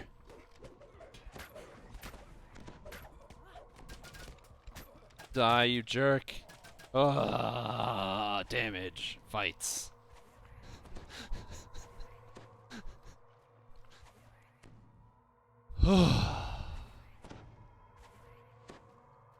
I'm like tired now. I'm like exhausted. I was like, Your eyes sting as you pour the gray powder into the Thorani supply my God. crates. Erlin's ring, level 5 with. Your That's eyes actually sting as you Dex pour the 3 gray and powder protection's into not the bad. Thorani Those are some good Got stats. the staff. Alright, I'm gonna go shrine. I need a break. Yeah. Only through 2 energies to enjoy thematically or swords and staves. Yeah, I like great swords a lot, but you can't use them because they're not very good. I like great clubs too. They're really cool. But let's go to Antique Great Axe, and I'm also gonna pull up the Rift Maker. The Rift Maker DDO. The Rift Maker. Cool. The Rift Maker. So, the Rift Maker is an interesting weapon. It's an interesting concept for a weapon. I'm gonna kind of explain why one of these weapons is way better than the other. The Heroic Rift Maker better than the Epic Antique Great Axe. This might sound odd. A heroic weapon and an epic weapon. Alright, so let's first talk about the Epic Antique Great Axe. So the first thing, it has a lot of things going for it. To start, it is 2 times a d20 damage. 2 d20s base damage. It's a lot of damage. That's 2 to 40. It's also plus 6. Not bad, not bad. Doing pretty good. It's also Metaline and Adamantine. I don't know why it's Metaline and Adamantine, but it's Metaline and Adamantine. It's also Righteous, so it's good damage as well, and has Force Burst. Pretty good. Kind of cool. Not bad. Pretty cool. Compare this with the Rift Maker. Rift Maker is similar. It is plus 5. It doesn't do a d12. It does, or d20. It does a d12, and it's 1.5 times a d12, not 1.5 times a d12, not 2 times a d12. So the base damage is lower for sure. On top of this, it has Force Burst, so it's got more damage. Oh, that Fear Reaper is gonna murder us. Oh, whatever. YOLO. I'm gonna. Oh, by the way, so Fear Reapers, I like to call Reaper Light. You call them Reaper Light because they don't do anything. In the last patch, Fear Reapers were they had their damage nerfed, by the way. So they basically do no damage at range. So you can kind of completely ignore Fear Reapers and don't even consider that they exist. And if you don't go into melee with them, they don't actually melee you. So you can literally completely ignore Fear Reapers. They don't exist if you're not in melee with them. So they're boring. Anyway, back to the Rift Maker. So the Rift Maker does less base damage. If you actually look at the core of the base damage, it probably does about 66% of the base damage. So you might think, man, that is a huge reduction in base damage. Clearly the Rift Maker is not going to be a great weapon. Why would you want to use it in comparison to the Epic Great Axe? Well, the Rift Maker has more going for it than just that. So it has Force Burst, which is just a better effect than the Force effect on the Antique Great Axe. It has Bloodletter, so it does bonus damage on criticals. A lot of damage on criticals, and it has Banishing. So if you roll a 20, it one-shots outsiders, which happens to be really good. Being able to one-shot stuff is super cool, and it works in any difficulty, so I highly recommend having the ability to one-shot stuff. That's really good. Welcome, we are inside Gweilin's stand. I'm gonna murder this guy. Murdered! Oh, I did not get him. But I tripped him, though. Man, my stunning thing sucks. Stupid other... Look! Dude, literally 80% of the guys save against Frozen Fury. What is the point of the spell? I don't get it. I don't get it. Anyway, the Rift Maker is something really cool that most of the weapons don't have. It's ×4 critical. ×4. So, why is that important? Well, critical multiplier is king. What this means is that because it's ×4, it takes into account all your secret bonuses, stuff like that. Kabam! Freeze! Got him.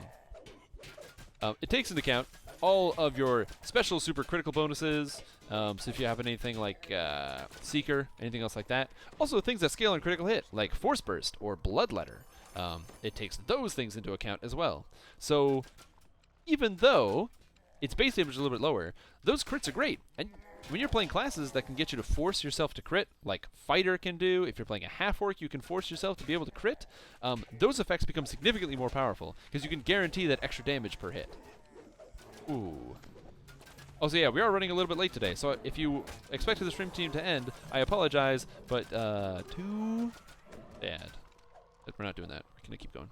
So, effectively, because the Riftmaker is a ×4 critical weapon, it's basically better than the Antique Great Axe, even though it does less damage. Your welcoming party defeated. It's a bitter pill to swallow. That's kind of the way the math works in the Vidda game. In the Vido game. Bam! Freeze.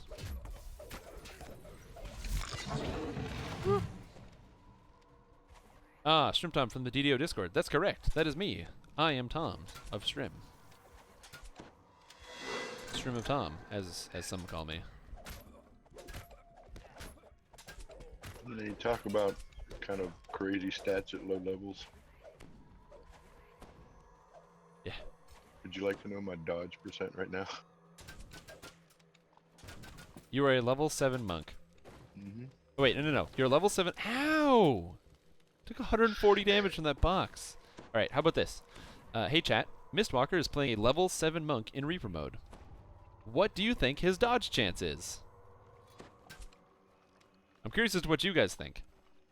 No, the Epic Riftmaker, or yeah, the Heroic Riftmaker is better than Epic Weapons, correct. Zared Mighty Oak glares down at you and prepares to strike. Remember, he is playing monk. 30, oh, we got a 30% dodge coming in here. Dodge chance from 3%. We got a 3%, so 30 and 3%. That is a huge, that's an order of magnitude different. Where'd this Plague Reaper come from? I'm on it, though. I'm gonna dump a haste right in the clump here. Oh, they pulled way too much stuff. That's fine. I'm literally just curing right now.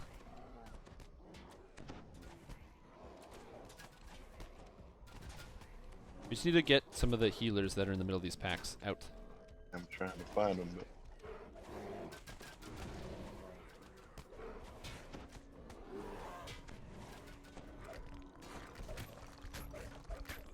I'm just clearing some guys out in the middle right now. Oh man, there's a healer over here. surrounded. Yeah, I'll There's a come back priest down. in the middle. You're good. Ooh, I let my thing drop. Oh, it's a red Mighty Hoof. Oh, that guy looks tough.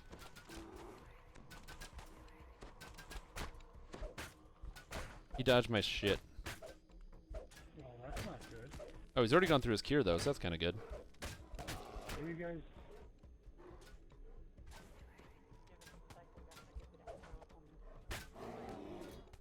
Oh, what did I do? Whoop. Give myself another haste. Well, of course, good. Demon Soul dead. Onto the red.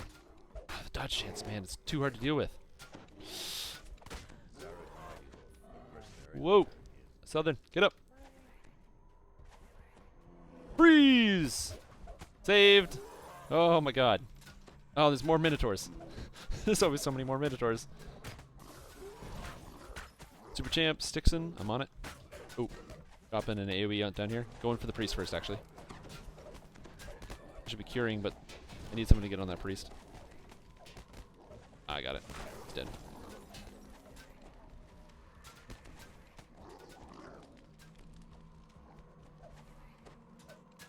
Okay, everybody. Nice work, nice work.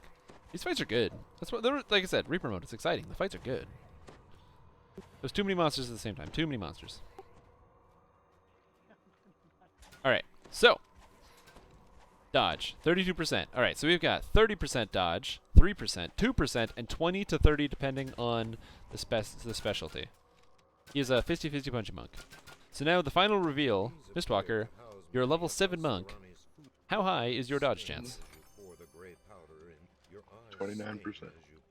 29% Out of 34. out of 34. That is disgusting.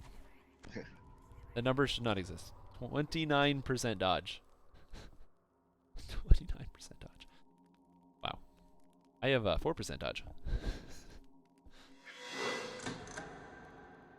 Ooh, that dodge chance though. Some buffs going here. That's a pretty good dodge chance. I can go for some 29% dodge. Holy moly. And this quest is going to give like 600 Reaper XP. Pretty good. I'll take it.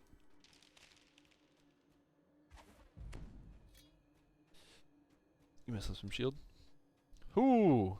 Golly Wally. That was exciting. Ooh. Ooh. Oh, I'm getting some weird lag right now. Which shouldn't be coming from here, but...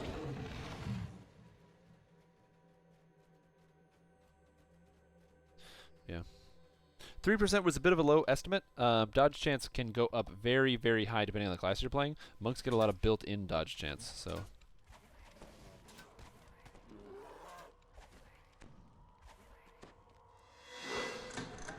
monks get a lot of built-in dodge chance. They're also capable of raising their dodge cap. The dodge cap is 25%, but you can increase your dodge cap by taking certain feats. By being in Reaper mode, you can actually increase your dodge cap. And also by being a monk, you can increase your dodge cap. Ocean's Dance, man. Ocean's Dance. Oh, if I went in Ocean's Dance. So, we're not talking about how much my dodge is in Ocean's Dance. Bam! Freeze, I missed.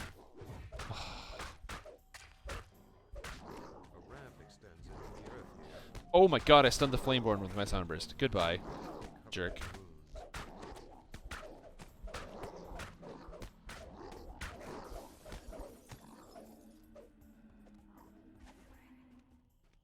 Man. Yeah, my dodge chance is not quite as strong. And your armor class is what, 45 or something? 44, yeah. Not bad. Pretty defensive. And 40 PRR. My physical resistance rating is almost as high as yours. Although yours is going to get higher because you're a robot. A rage going on here.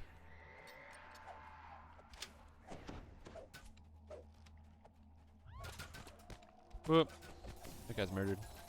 I do like having 35 strength. That's pretty cool.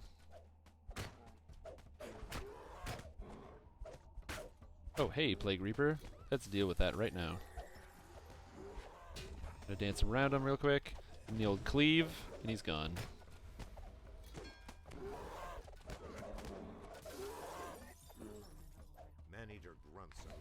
Ooh, Maneater. Oh my god, I got him with the trip. And the freeze. Get out of here. Do I have a +2 spell focus item equipped? I don't have a spell focus item equipped at all. Although when I hit level... what is it? When I hit level 10, I do have a Evocation 3 Insightful Evocation 2 set of goggles that I crafted that I will be using when I hit level 10. Pretty good item for level 10. It'll give my Sunburst an extra 5 to its DC. Bam! Good job, everybody. Combustive change, skirmish changer. Congrats, Mr. Walker. Good job, everyone. Damn. So if I did have a +2 spell focus item, that'd be amazing. Counting that has dodge mobility. Yeah, dodge mobility and spring attack, probably. For sure. And enhancement to the Ninja Spy tree. And Ninja Spy, yeah. I think we're going for that last chest. I recall that. And for me, actually, that is going to be my last quest. So thank you guys for questing with me. I had a lot of fun. But I gotta take a bit of a break here. Sleep break. Remember you sleep. Thanks for letting me hang on. Yes, thanks, friends. Babooshki, and we leave the group. Hey, look at that. What time is it? It is actually the end of the Strimstream here today. So if you like what you saw, if you're like, damn, Strimtom, you have a cool stream here. I like what you did. If you actually want, you can go ahead and follow me right here. But bam, at twitch.tv/Strimtom, which is where on my own personal channel. I do try to stream at other times during the week other than just here. You can always catch me here from 7 to 10 on Tuesdays, which is where I do my stream here. But I also do stream on my own personal channel. Involves a little bit more cursing, but it's about the same. Like I did an 8-hour stream yesterday, so that was a lot of fun. We played video games and stuff. It was good. But other than that, what? Did you say you're clipping those two? Yeah, I'm doing that. Nice. Yeah, so other than that, if you want to catch more Strimtom action, you can also find me on Twitter, which is just above where my head is, at Strimtom. And finally, if you can't get enough Strimtom, you're like, man, this Strimtom thing was great. This guy's cool. But you know what, Strimtom, you know a lot about builds and the different ways that the characters interact with each other and that sort of thing. Sometimes I've got a burning question I gotta ask you. I don't have Twitter, so I don't have a good way to contact you. Well, how can I do that? Well, bam! There's actually a Discord channel that I own because they're free and anybody can make them. And this is where I generally hang out. So you can go and become a part of that. You can become a real Strim fan, and it's all cool. So that's it for the show tonight. I hope you all guys had a great time. I'll be back here next week with my regular time, 7 to 10. And I gotta go. I have like 6 text messages I did not read, which I probably should have because 3 of them are from work. I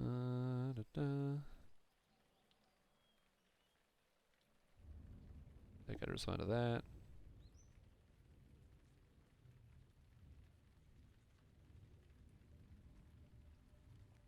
My boss just texted me. He said he's not sure if we need an intern, but we might need a DPS.